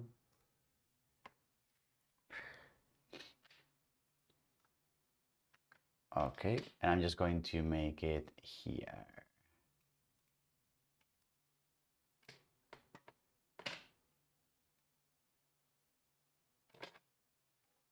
Robot X Machina, and then this is going to be, and then video tutorials here, and then I'm going to remove this, so it's going to be a little leaner. Okay, Machina for Grasshopper. There's a README now. There is a license, and then the actual plugin. So we need. Oh, I had a README already. Yeah, which is basically the. So this, I need this, this, and this, and Machina sample files. So I'm going to package all of this here. Sample files.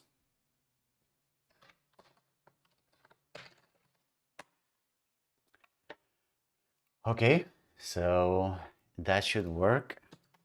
I have all of that in there. The manifest, the files. So I guess I'm ready to build, no? So let's, for example. So what I can do is I can copy this here. And then I can say, all right, so I want Rhino system, blah, blah, blah, yak core, and then help.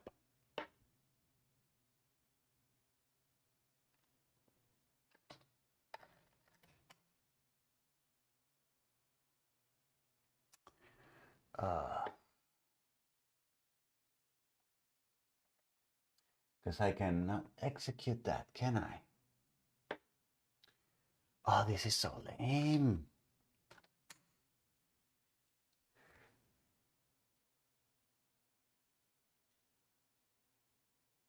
Yeah, that's a good point, Victor. Yeah, that's not going to be easy.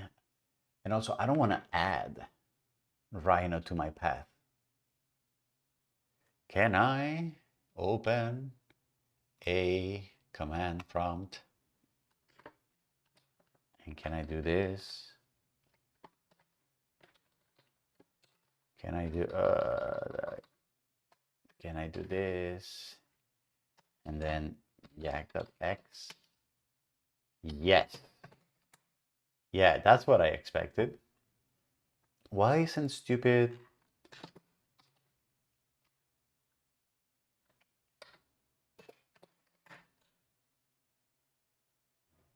Why isn't stupid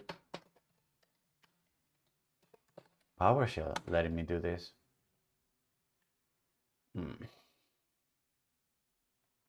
Well, I guess then command prompt it is. Oh boy.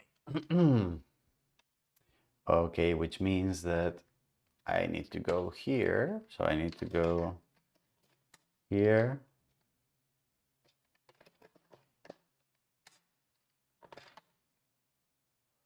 Oh no. Okay, so I guess I just want to open a command prompt directly here. And then I want to here. Okay, I want to do jack.executable. So I want to do this. All right. So I guess I want to build.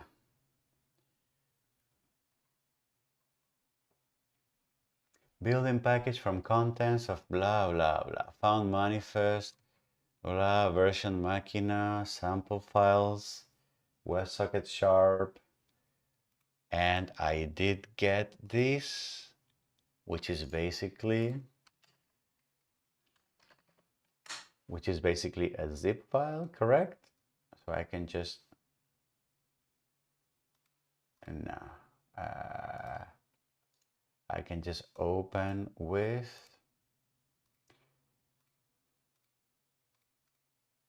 yes, so it's basically a zip file with all of this and the manifest, etc., etc. And it was targeting here Rhino 5.1, which I don't want. I want to target Rhino 7. So the manifest, I have it pushing a package to the server, creating a Rhino package, a grasshopper package, pushing a package to the server. So there's no, okay.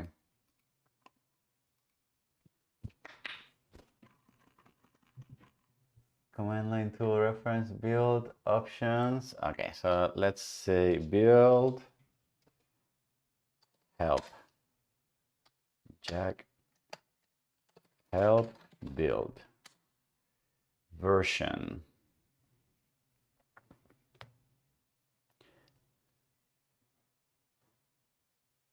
So I guess I want to do build, and I want to do build, and I want to do whatever version, I don't care, platform win. And now it's not any, now it's wind, but how do I specify that I want Rhino 7? Which is weird, because Yak is living on Rhino 7. That will make it different from Rhino 6 and 7. Yak build platform any, yes, version any. But is version, wait, what is version? Version is the version of the plugin or the version of Rhino? Wait, version, what am I going to do? Rhino 7. Invalid, yes. Content version doesn't match manifest, yes. So override the version number in the manifest with this. Yeah, version is not for, it's for the version of the plugin, it's not for the version of Rhino. Distribution tag is appended. I mean, I can also just go ahead and say, you know what? Rhino 7, that's it. It's just as simple as that.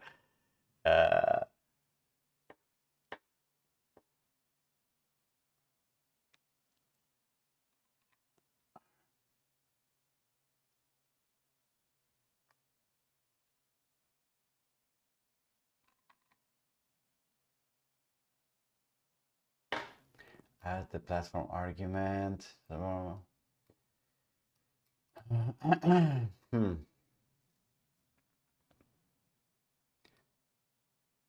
Inspecting the package, the platform, only if it contains none of this, it will have distribution tag of any. So I guess somehow either Jack is very smart and it looked at the DLL and it figured out that it's cross-compatible with all Grasshopper, with all Rhino.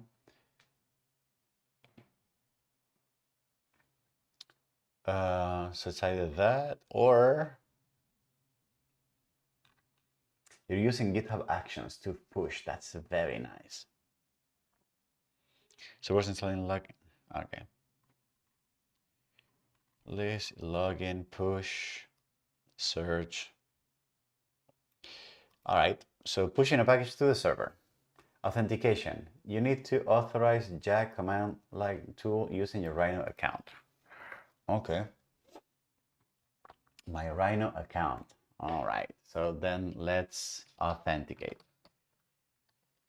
So I'm going to log in. Oops. Okay, I'm going to do this privately if you don't mind. Okay. Is that correct? Mm-hmm.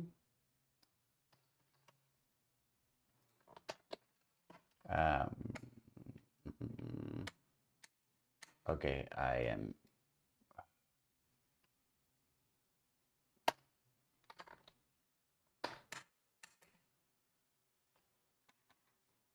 Where am I?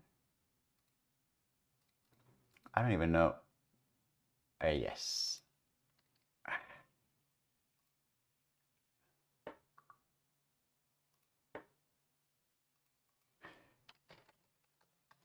Okay. Sorry, folks.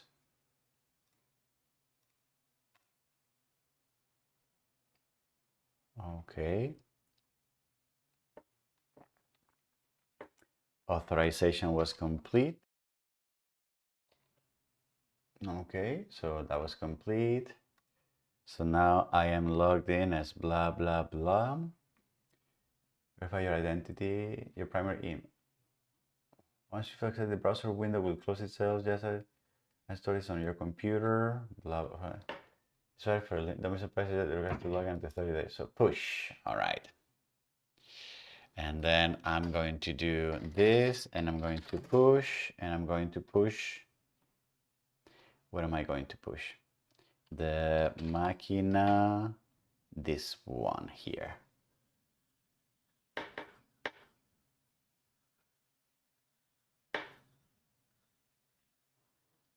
This command doesn't produce any output on success. So I'm going to push this.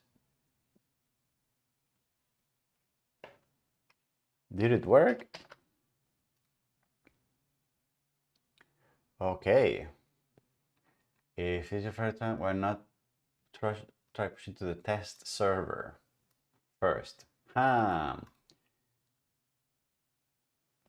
Okay, this server is wiped clean each night. Ah, boy. I should have read that before. Let's search. Okay, so then let's search x dot search all pre-release máquina. Máquina, yes, it is. So wait, so here, and then let's search. Máquina. Oh, no.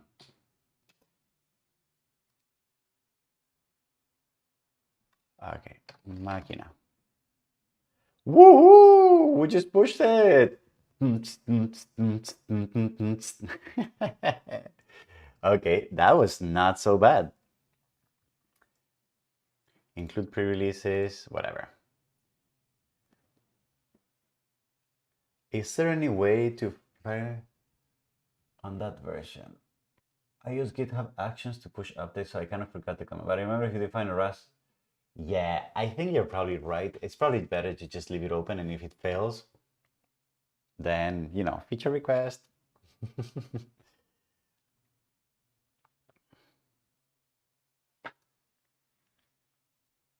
All right. The Machina community. All right.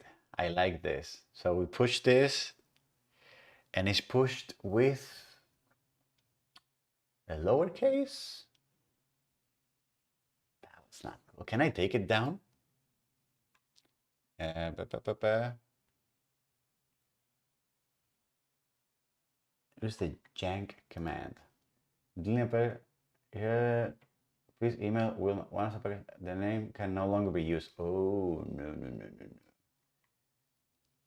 Remove a version for the package index.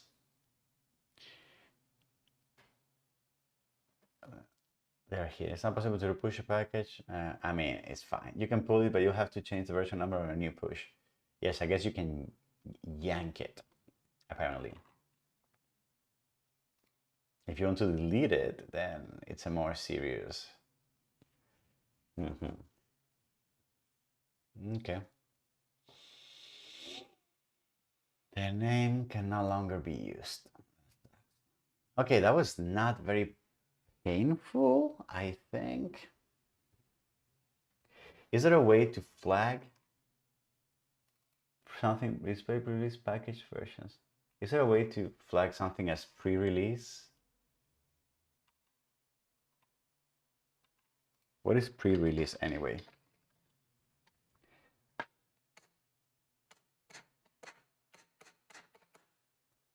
How does this flag things as pre-released or not pre-released?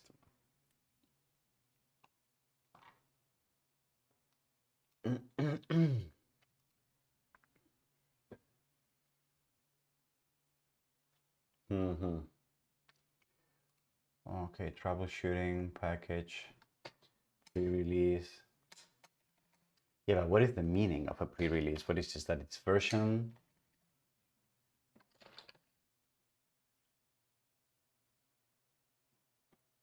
To pre-release versions. Pre-release means that it's basically under 0, right? Is that what it is? Semantic versioning pre-release.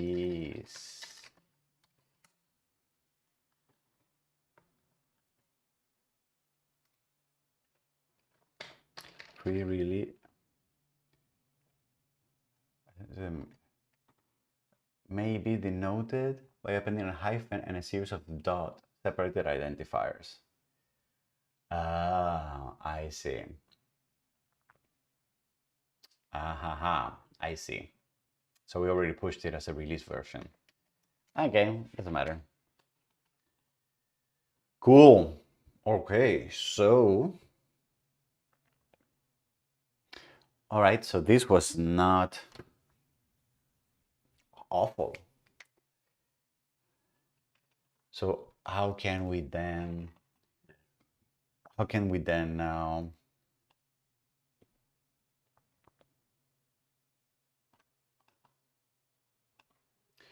the anatomy of a package?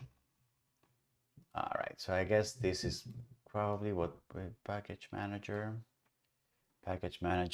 yak package. I'm going to push here.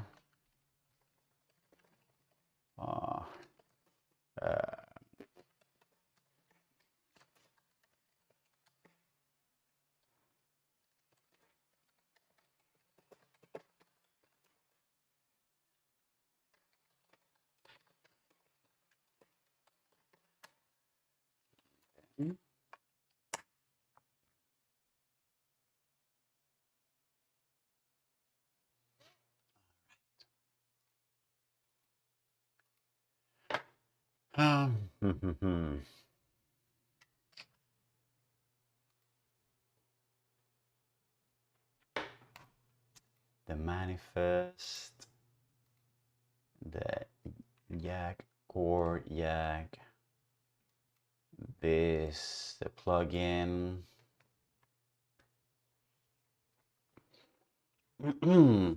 Okay, how do we explain this now, Victor? Maybe we should split it and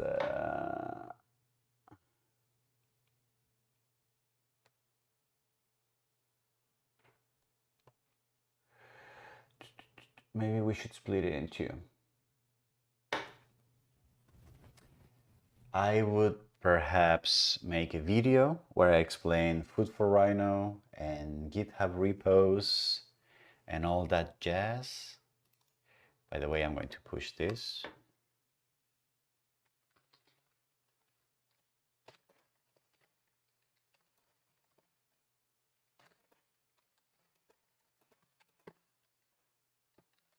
Yeah, whatever. I'm going to update. So I'm going to make a video where I want to explain how do I package. And the first thing I'm going to say is, well, first you have the structure of your code.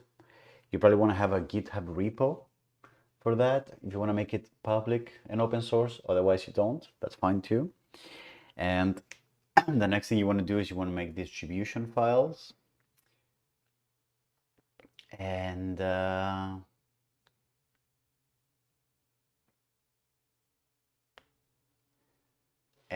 you want to make distribution files, and then you want to upload it to food for Rhino. So if I were to mimic that, food for Rhino, and I am logged in, okay, and apps, account, my content, and you can add your videos on, okay, you can now add your videos to our grasshopper plugin playlist. What is this? Okay. If in order to add content, please log in with your Rhino account.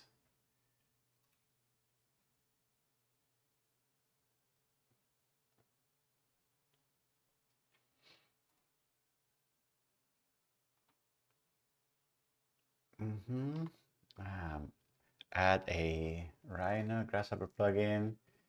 You go here, then your title, description, the body, the space, blah blah blah. If you want a license support, and then the file. Oh no, the icon, blah blah blah. And then the title file, description, the file. You drop it here.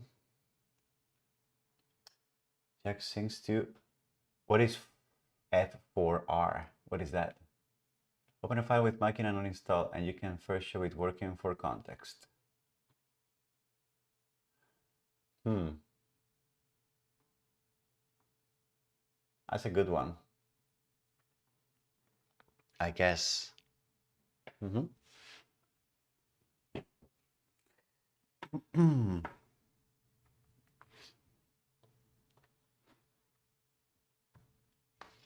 Yes, that's a good one.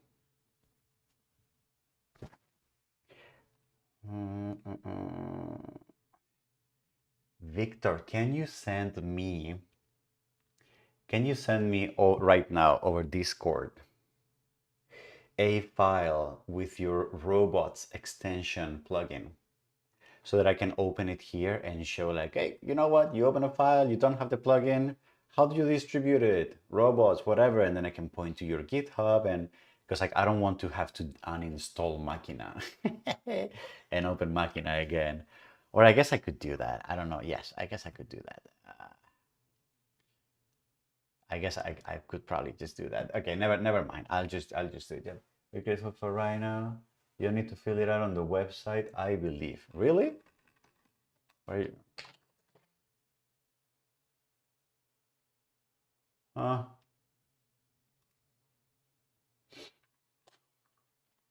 I don't think it does though. Anyway. Okay.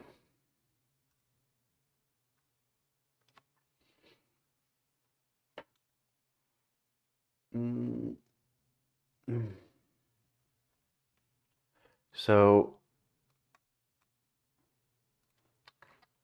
and then I'm going to make a new video, which is going to be the package manager.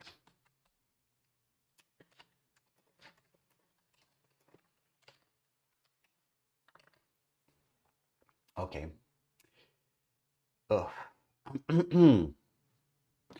All right, let's dive into it.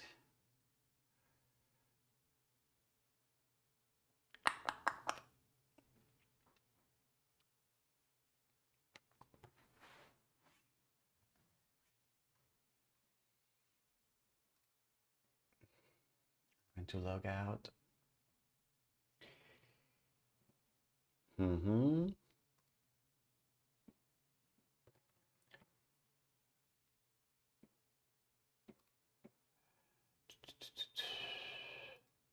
Grasshopper plugin, yes. Okay. And then metric camp GitHub.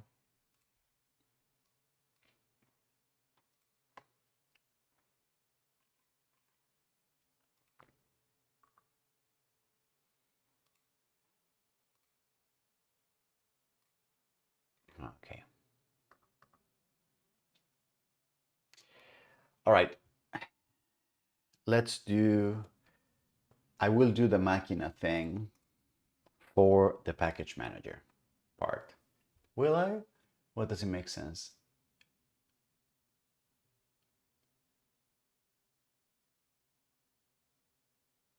If needed. All right. I see. Thank you, Victor. So I open Rhino. I open Grasshopper. And then I'm going to drop this and boom. Rabbit extended, merge Kyle, Victor. All right, contains one and download and install. The missing plugin. No, I installed it. No, and now it's not. Okay. Okay, so then let me package manager. Let me uninstall it now. Robot extended, uninstall. Yes. Okay. And then what is Machina? It's probably in one of these auto folders, right? Machina grasshopper, yes. So I probably, can I remove this like this? Okay, and then if I open this and I open some folder, it's like here, distribution, sample files, hello world. Oh, Machina, it's not available. Download and install Machina, blah, blah, blah, successfully. And boom, it worked. Ah, beautiful. Okay, fine. So let me uninstall this. Yeah. Okay. Well, I guess, sorry, Victor, I might use Machina since you mentioned that. Oh boy. Okay. All right.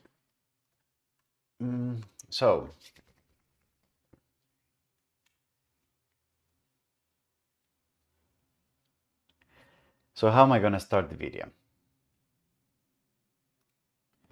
I'm gonna start the video by opening components and opening these components. All right, and then you have done this. You want to share it with the world. So what do we do now, right? But also I can also just say, well, but also the problem is like sometimes you just open a file and you don't have the plugin. And how do you do so?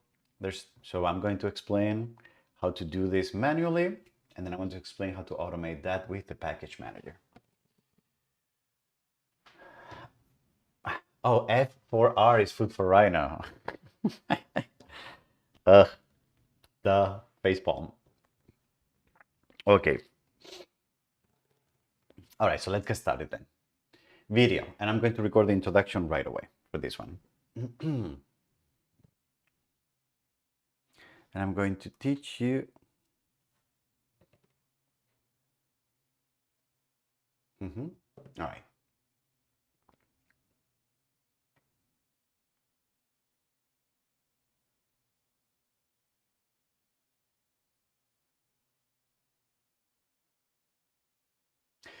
Hello, this is Jose Luis here at Parametric Camp, and welcome to another video in our series Advanced Development in Grasshopper. In this video, I would like to respond to the question, I have developed an amazing plugin for Grasshopper, so what do I do now? How do I share this with the world in the best possible way? And in this video, there's basically two ways to do that. There's the manual version, which is what I'm going to explain in this video. And then there's the version using the package manager in the Rhino ecosystem, which is what I'm going to explain in the next video. All right. So what does this mean? Well, I have my development environment, I have my plugin, I have all the components there, which hopefully you have created icons and you're making it look very nice and sexy, and you have sample files. All right, you're ready to go. You're ready to share this with the larger community. What do I do next? Well, the first thing that I would think of is what is a package of the necessary files that I would bundle in order to share it with the world.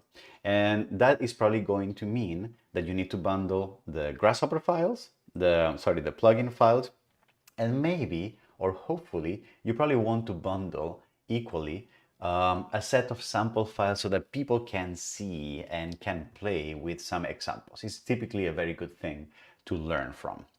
So what I would do is I would go to whatever you have the project, right? And it's very common to have some kind of, let's call this distribution folder.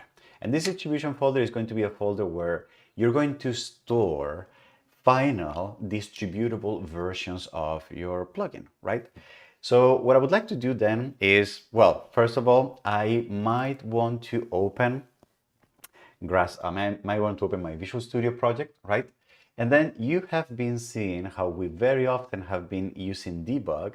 We hit the play button, we open the file, we do our changes, etc. And that's great. But remember that debugging, when you generate a plugin with a debug tag, what happens is that in this binary folder inside of debug net40, you get this dump of your files, which is great, right? But you have to remember that debugging, when Visual Studio creates debug DLLs, what happens is that it adds a little bit of additional code, additional overhead, so that when it runs the file, it can monitor the resources, the memory consumption, etc., etc. So the file is good, but it's not the leanest, most optimal file for development or for release. So something that is very common to do is once you're ready to publish a version that is going to be used by a third party and you're done with debugging and testing, what you do is you switch to release, and then instead of building and then opening Rhino, etc., what you do is you just build the solution in release mode. You can see that here, you will hopefully have a successful message like, yeah, I did everything, blah, blah, blah. And you will see how all the files that you need are going to be in this folder here. That folder is going to be back in binaries, is going to be in release net48, and you're going to see that you have the Grasshopper file, the DLL file, and some resources. These resources should have not been copied here. I think I may need to mess with the configuration of my Visual Studio project. It doesn't matter. So what I would do is I would copy these files and I would copy them into the distribution folder. And if you remember from my previous video, we also discussed how, because we are distributing the Geometry 3 DLL, it's also nice to add the license because it's part of the requirements on the license of Geometry 3. I also want to highlight how this file, the release version, is 30 kilobytes, whereas the debug version is 32. Again, because this has a little bit of additional overhead for properly monitoring the file as it is executed. And the PDB file is a performance file that we don't need in the release, so we don't have to copy that over to the distribution file. All right. So these are basically the files that we would need in order to in order for anyone to be able to run our plugin. Something that is also nice is to create some kind of samples folder. And here I'm just going to copy paste these really dirty two files that I've been using for debugging. Obviously, you probably want to have some decent sample files with like some goals and some design stuff, etc. But I'm just doing it real quick right now. Okay, and you're good. And this is exactly what you need. So after this, what I would do is I would say, well, I'm just going to zip this with whatever zip distribution, whatever zip software you use, Windows zipping or some other software. And I'm going to call this, for example, pcamp plugin. And I'm going to give this a version 0.101.alpha or without the alpha, right? And then this is the zip file that that you can share with people. All right. So now this zip file is ready for you to give it to your colleagues, to your students, to your mom if she's into grasshopper and all this stuff. Correct? But of course, this is not great as a way of distribution because, yeah, you have to do it one-to-one. So the second way that I would recommend is, well, in order to make things publicly available, a very, very common resource these days is to use GitHub, right?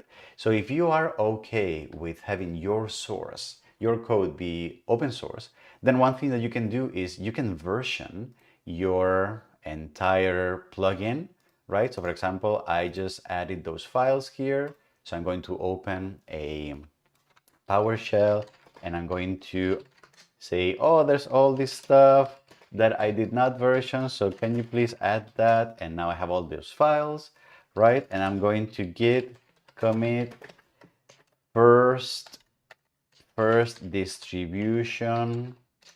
Oh my God. First distribution files. All right. And I'm going to push it. And now you can see that in my repo, in advanced development in Grasshopper, in the pcamp Grasshopper plugin, and in distribution right here, you can see that I have the zip file that now people could download. All right.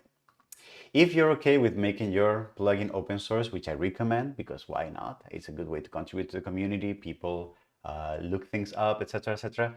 But arguably, if you're targeting people who are not familiar with GitHub, etc., etc., asking them to go to this obscure folder in your project, blah, blah, blah, it's not a nice way to go about it. So as of February of 2023, there are two preferred ways of distributing these files in a way that is more accessible to new people. One of them is Food for Rhino. Food for Rhino is basically this online repository of code that people are making available in the Rhino ecosystem, either for free or for a subscription price, right? What you can do is, using your Rhino account, you can log in. So for example, I'm going to log in using my Rhino account, right? And then it just does all the whatever, blah, blah. And you can see that it's now logged in as my personal user. And if I go in here, you can see that I already have a plugin published. It's called Machina. It's this Grasshopper plugin for robots that I maintain, that I have not maintained for a long time, clearly. And then what you can do is you can use this framework to upload the content and to make it available. So for example, I'm going to add an app. For example, here, I'm going to add an app and it's going to be parametric camp and then a test app for teaching and learning made at parametric camp, okay, for example. And then I'm going to copy this here. I'm going to do this real quick, so I'm going to copy here the GitHub, aerospace, architecture, for example. I don't know, is there education here? There is no education. Well, that's too bad. Education, architecture, select a license. MIT support email foo@gmail.com. There's no support email. The web is going to be the GitHub. The icon is going to be, I don't know, what is it going to be? Okay, give me 1 second. I'm just going to complete this whole thing, okay? Okay.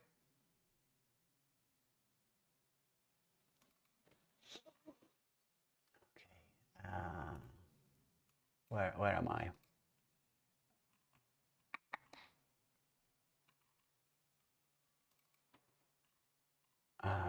Tutorial files.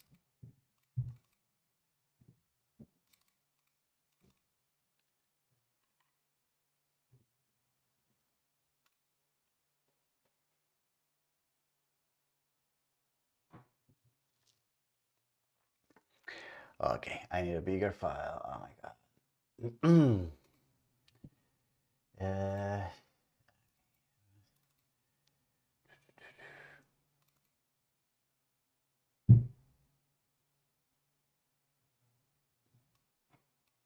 Where did I have the file? I mean, since we're going to put it online, I guess we need to do this well, right?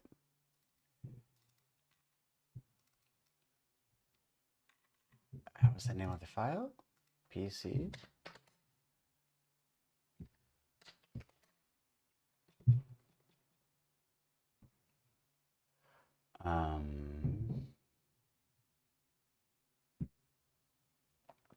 You know, maybe we can just use the parametric camp logo. Okay. So, all right. So where is that actually? File transfers. So let me look this up. Parametric camp, media, icons, OBS. Here. Found it.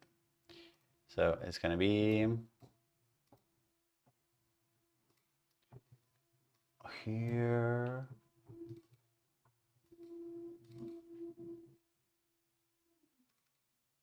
This one. I'm going to upload. There you go. And then the file title is going to be camp test plugin.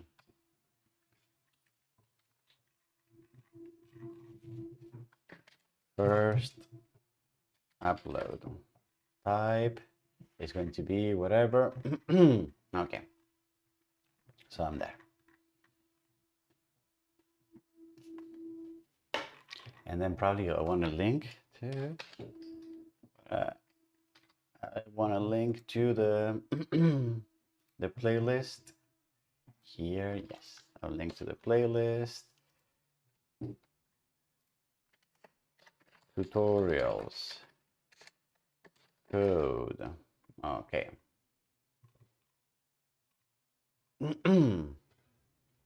Sounds good.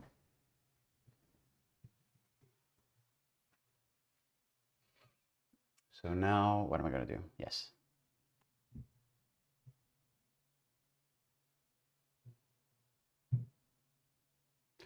Okay, I'm going to be using this file here, and then the name of the one file that I'm going to upload is going to be test plugin, and then it's going to be educational plugin.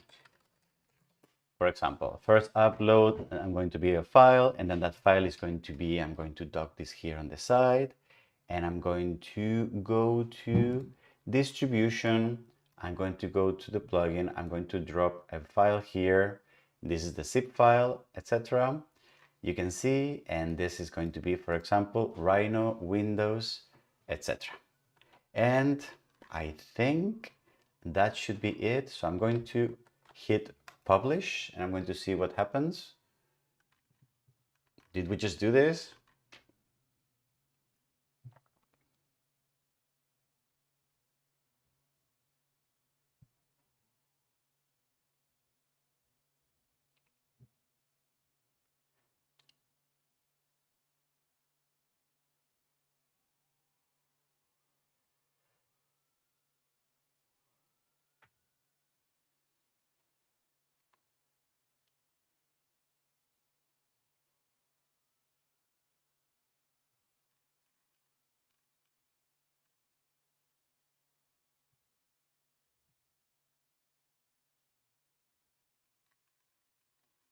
Yeah, it's taking forever, huh?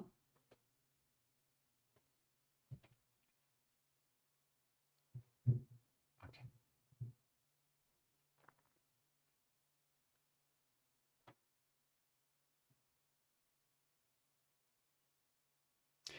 And here we go. So you can see that now I have a parametric camp.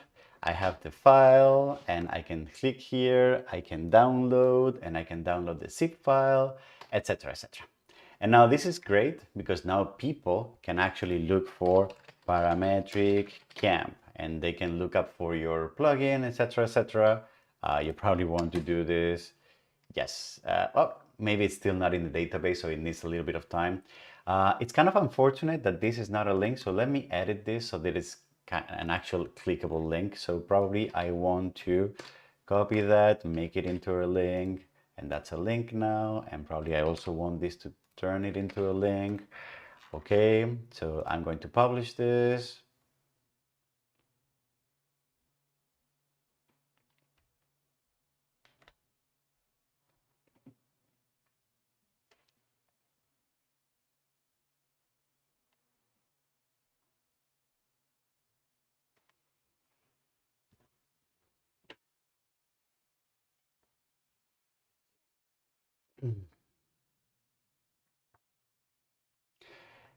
Great. And here we are. So now it's clickable links. So I can click on this and go to the playlist, etc., etc., and everything is properly linked. All right. Beautiful. The only issue that I have with Food for Rhino is that it's great, but if I download this file, so I now have to put this file somewhere on my computer. So let's say I'm going to put it on my desktop, whatever my desktop is. I'm going to put it on my desktop. And then if you're familiar, in order to install Grasshopper components, you have to go through this process of going and opening your components folder. And then here you bring your zip file. What is your zip file? You bring the zip file here and then you extract it somewhere, and then now the file is here and I have to reload Rhino again, which is arguably not a very friendly process, right? So I'm actually going to download this, delete this. It's also not a friendly process because one process that is a little better is if you actually integrate your plugin with the Rhino ecosystem, so that the Rhino ecosystem knows if your plugin is missing and where to find it, etc., etc. Food for Rhino, it's great, but it doesn't really link. It's basically just a repository of files that you can download, but it's not smartly linked with Rhino as of the recording of this video. So for example, if you were to open a file, such as for example this thing that should not be loading because I thought I hadn't installed it, let me do this again.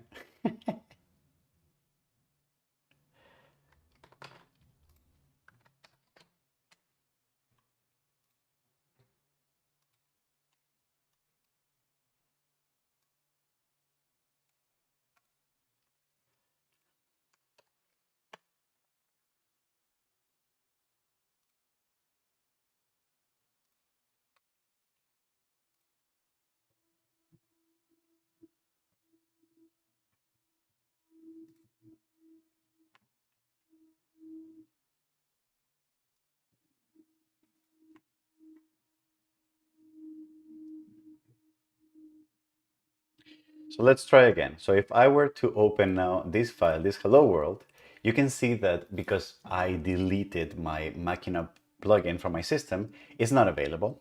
And what's interesting is that Grasshopper is prompting me, hey, do you want to download and install this plugin? And if I do, then the package manager automatically goes to the package manager, finds a version of Machina, downloads it, and now it is available in my system. The plugin is right here and I can load my Machina file, all right? Which is great. So, and that is thanks to this thing called the package manager, which is basically something that allows you to install Grasshopper plugins, Rhino plugins, etc., etc. There is a way where you can take your plugin and you can push it to the package manager so that this that I just did, happens automatically. The idea of a plugin being missing and Rhino automatically installing. It's also great because you can also just, I don't know, you can just, for example, puffer fish. You can just look for, I guess it's not. So polyline, I don't know. Is there anything for polylines here? I don't know. Well, I guess you can search for stuff if you know what things are. For example, paneling, tools, pangolin, side panel. You can look for stuff and you can download it. It makes it easier to install and to maintain versions. All right. So what I'm going to do is, I think on the next video in this series, I'm going to teach you how to take your package and how to prepare it in a way that can be uploaded and can be shared with the Rhino ecosystem package manager. Okay, but that's going to be on the next video. In the meantime, thank you very much. It was a pleasure to be here with you as usual. And if you found this useful, maybe consider subscribing to the channel, liking the video, giving a comment, joining the Discord, etc., etc. Thank you very much. See you on the next video, Package Manager. Bye bye.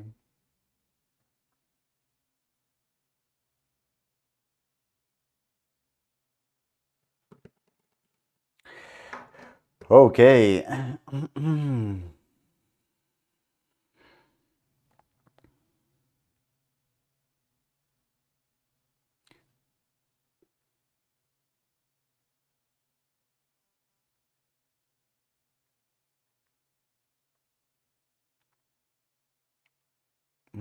Okay. All right. Do I have enough steam to do?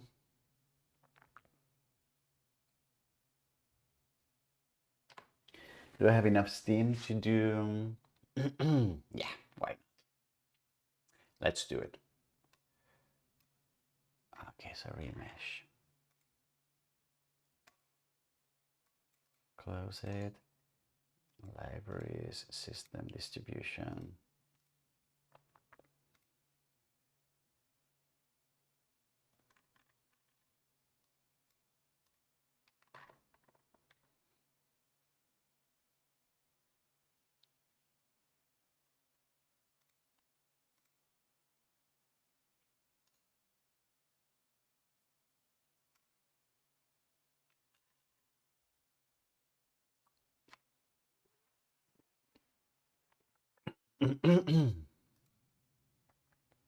Okay, so let's start from the basics. All right.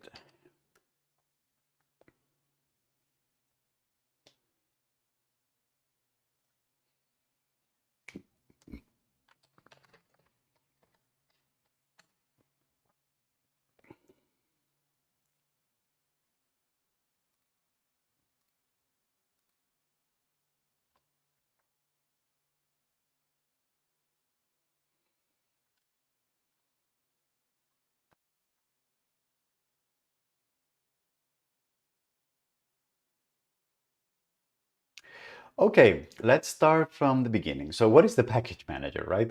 The package manager is basically this tool that allows anyone in the Rhino ecosystem to be able to manage the plugins and the tools and the scripts and all those files that you can exchange and to make your Rhino tools and your Grasshopper tools more powerful.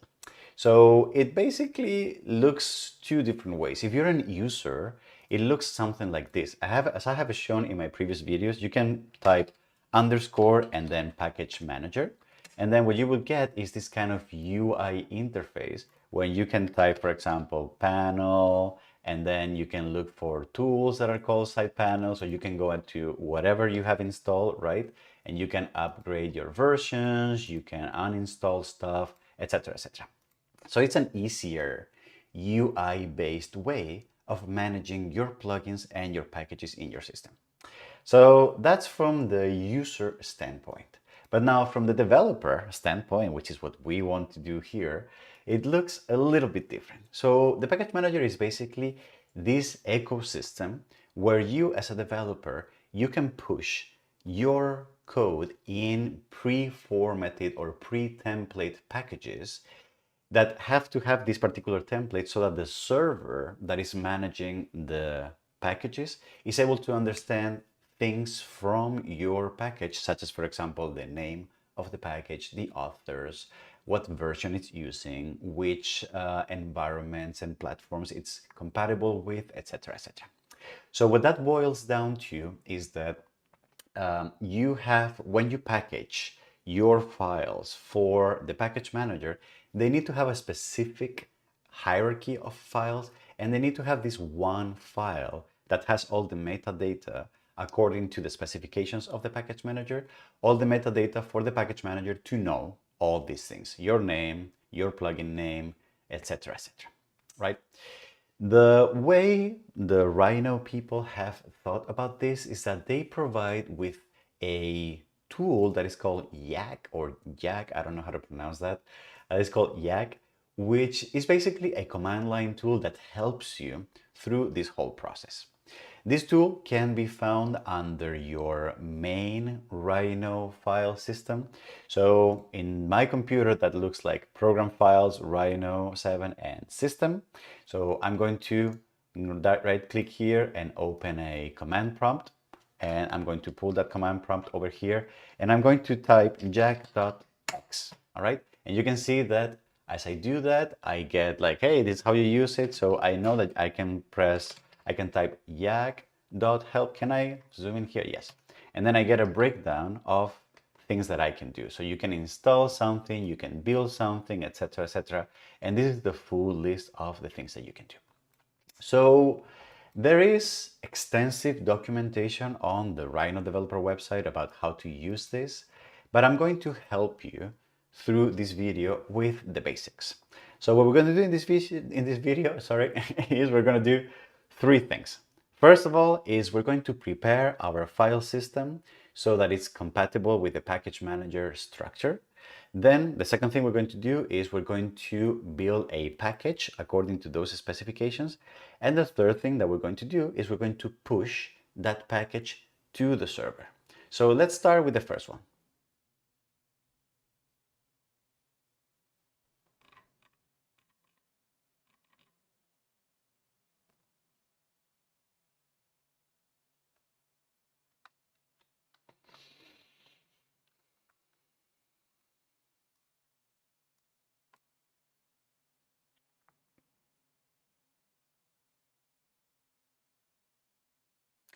If you scroll all the way down in this page, what is the package manager? If you scroll all the way down, you will see, you can read how this works, etc., etc., but you can read that there's a link called the anatomy of a package.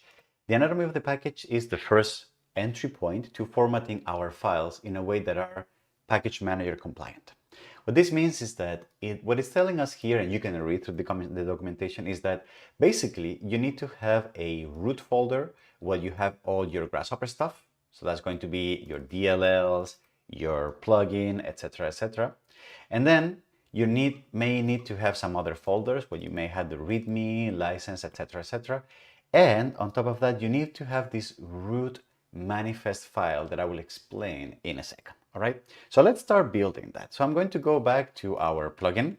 Okay, if you remember, we created our distribution file. So I'm actually going to split this in two now. So I'm going to say one is going to be food for Rhino and the other one is going to be for the package manager. So it's going to be two. And then what I had before, I'm going to copy it to food for Rhino. Okay. And then what I'm going to do is I'm going to take all these files, the samples and the DLLs, etc., etc., and I'm going to place them here in the package manager. Correct? Beautiful. So I have most of that, and you can add a README, you can add a license, you can do all of that yourself. All right. Then the next thing that I need to do is I need to create a manifest.yaml.yml file. So there's different ways we can do that. So I'm going to, for example, right click here, new, and I'm going to create a text document. And I'm going to make sure that I change the extension from txt to YAML. So that's going to be called manifest.yml. And again, make sure that you override the txt extension. All right. I'm going to change the file extension, etc., etc. Yes.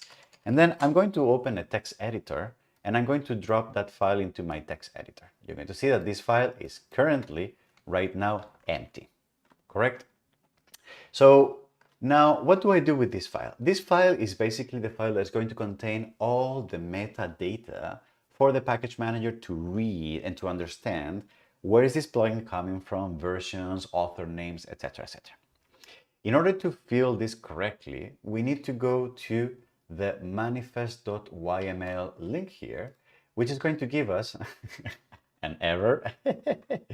All right, so maybe I'm going to go back here and go to the package manifest. So this link here, all right? And then in this link, you can see that basically what we have is a file with this content. This is called YAML, which basically stands for a particular formatting of structured data. What that means is that I can copy and paste all of this. And what I can do is each one of these things is a property, and each one of these things is the value for that property. If you read the documentation, it tells you that these first four are the mandatory ones. So for example, this is going to be name, parametric, camp. All right. That's going to be, the version is going to be 0.010. That's going to be the earliest one. This is going to be Jose Luis. Oh, sorry, Jose Luis. Up. Up. Where is, yep. And then we're going to do, sorry, I'm still in the Spanish keyboard. There you go. The parametric camp community. All right.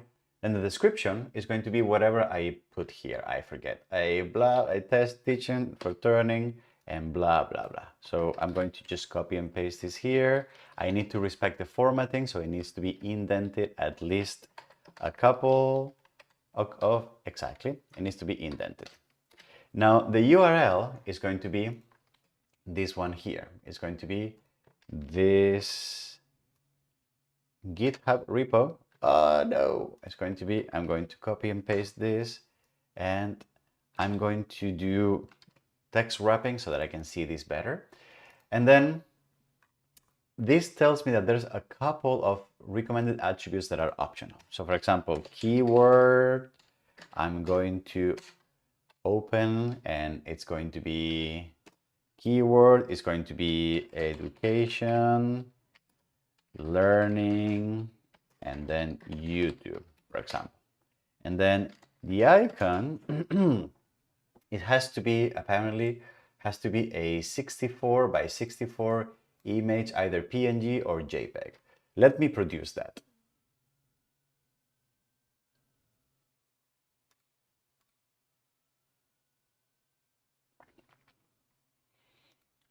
So I'm going to do this, to paste this here, icon.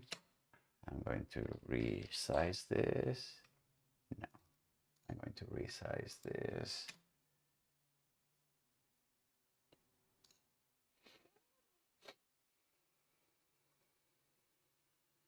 Yep. Okay.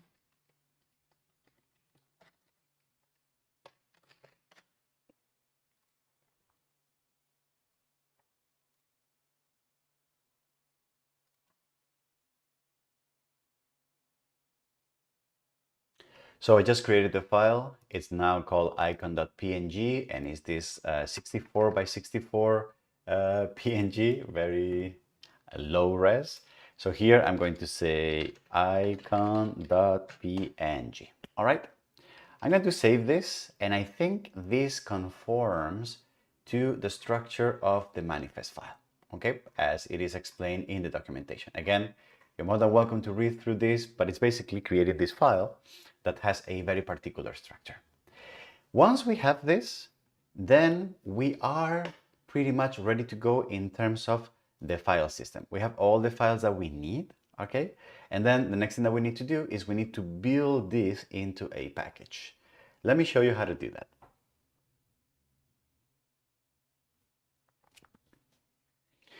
Okay. Woo. Oh boy.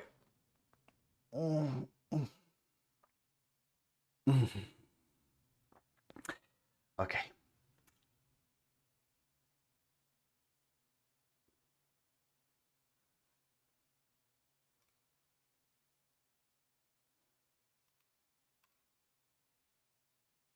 Hmm.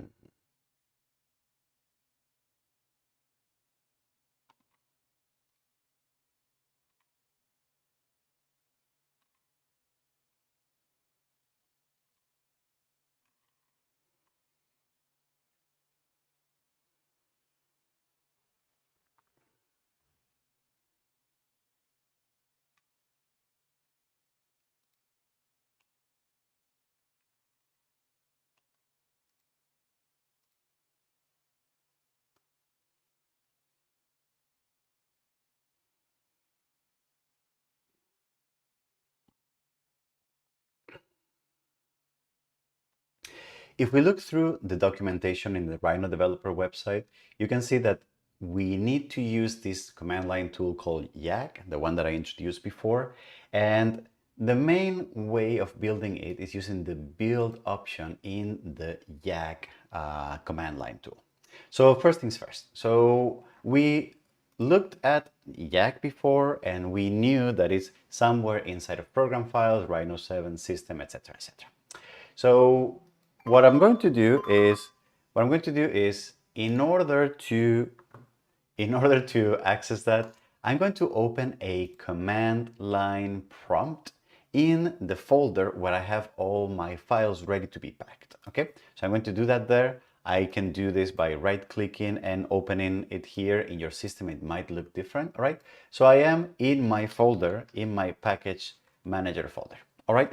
So I can type there and I can see all my files right here. So what I want to do is I want to use the command line tool, the Yak command line tool. So if I type Yak, you can see that it's not recognized as a command, blah, blah, blah, because it's actually not in this folder. It's in this other folder that is this one here, C, program files, Rhino, and system. What that means is there's two ways then to call this file that is living on a different folder.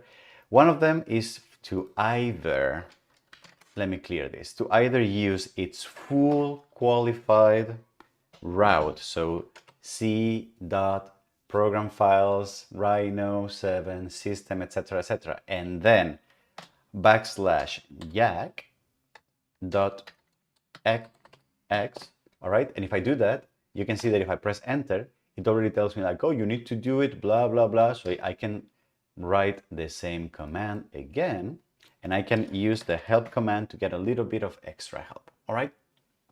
So that is calling the process that is living on a different folder from the folder that I have all the files. The alternative would be to basically just take this folder, this one, and add it to your system path so that everything that lives here is available everywhere else to be executed from the command line. That process has pros and cons. I don't want to get into that right now, so I'm just going to be calling it remotely from here, okay?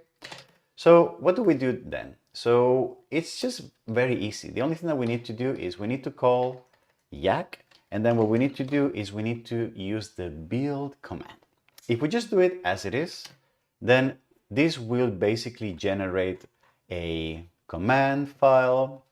It will generate a file that is going to be called parametric camp blah blah blah 100 Rhino 7 and any, all right?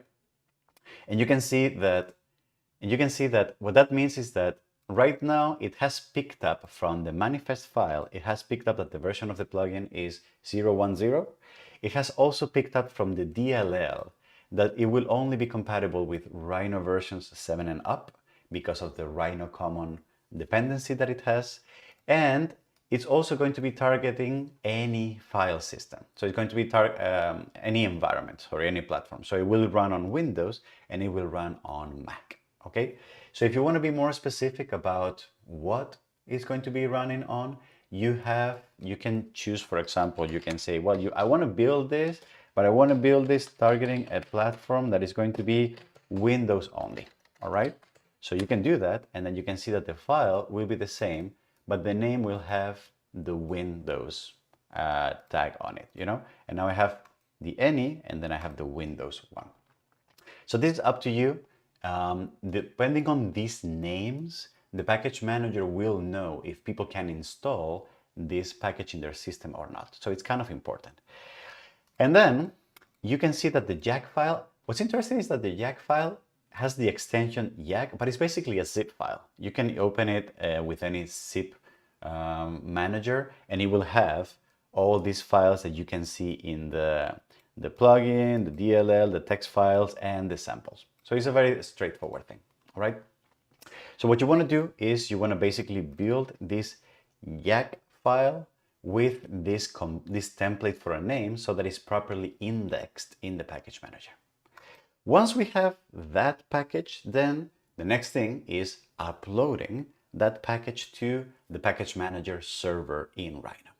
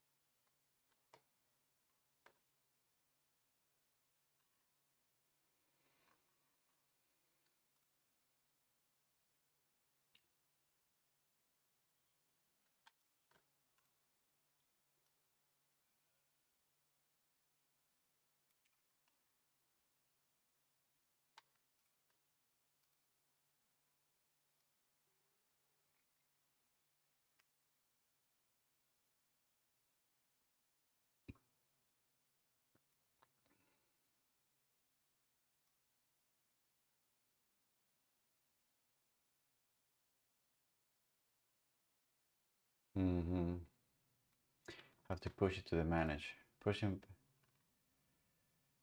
Okay.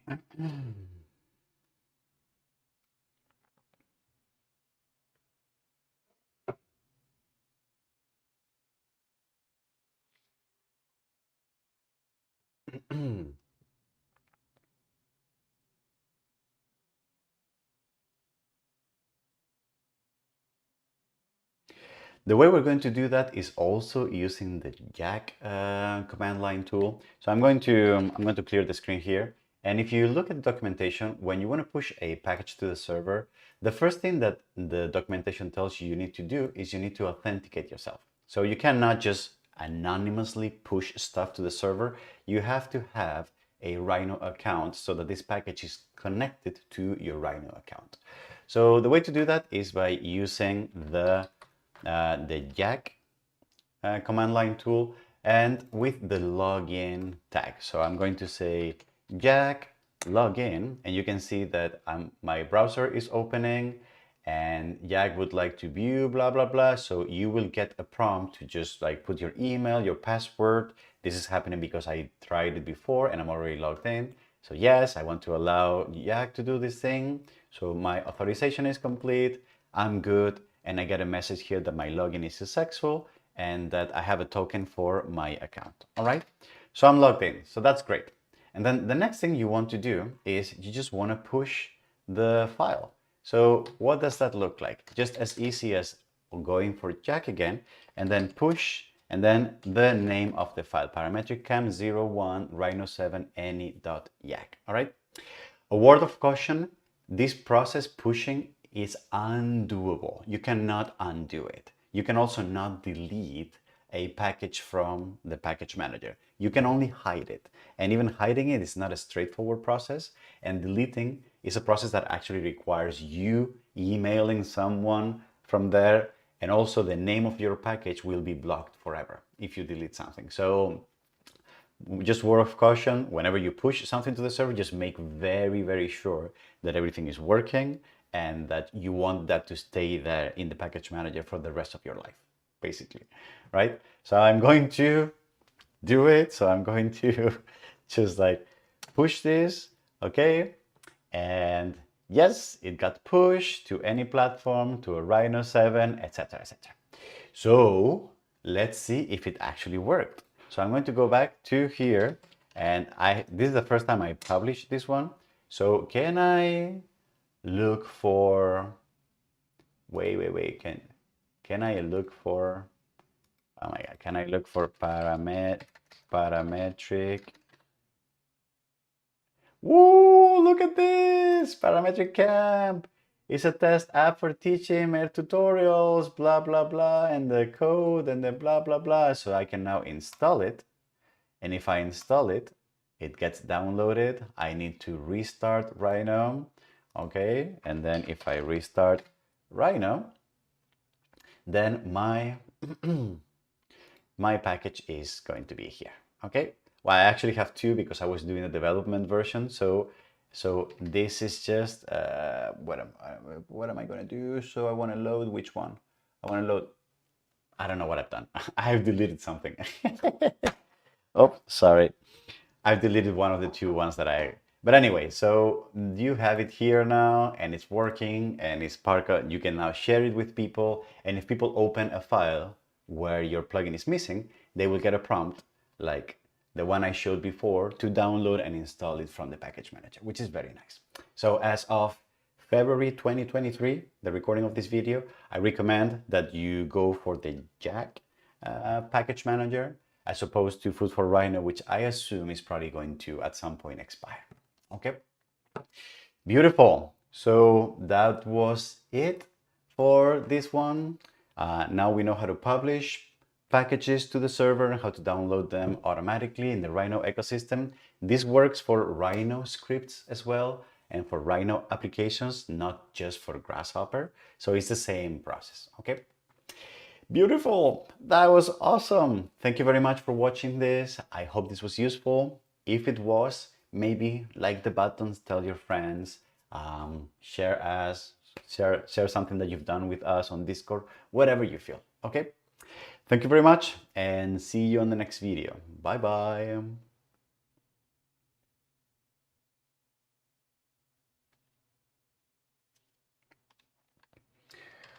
All right, that was a lot. That was a lot. Okay, folks. Fantastic. I was recording, right? Yes. Okay. Well, thank you very much. It was a pleasure as usual. I'm going to continue my day. Oh my God, my hair is crazy. I need a haircut. Big time. All right, so I'm gonna go continue my day. These things, I will publish them over the course of next week.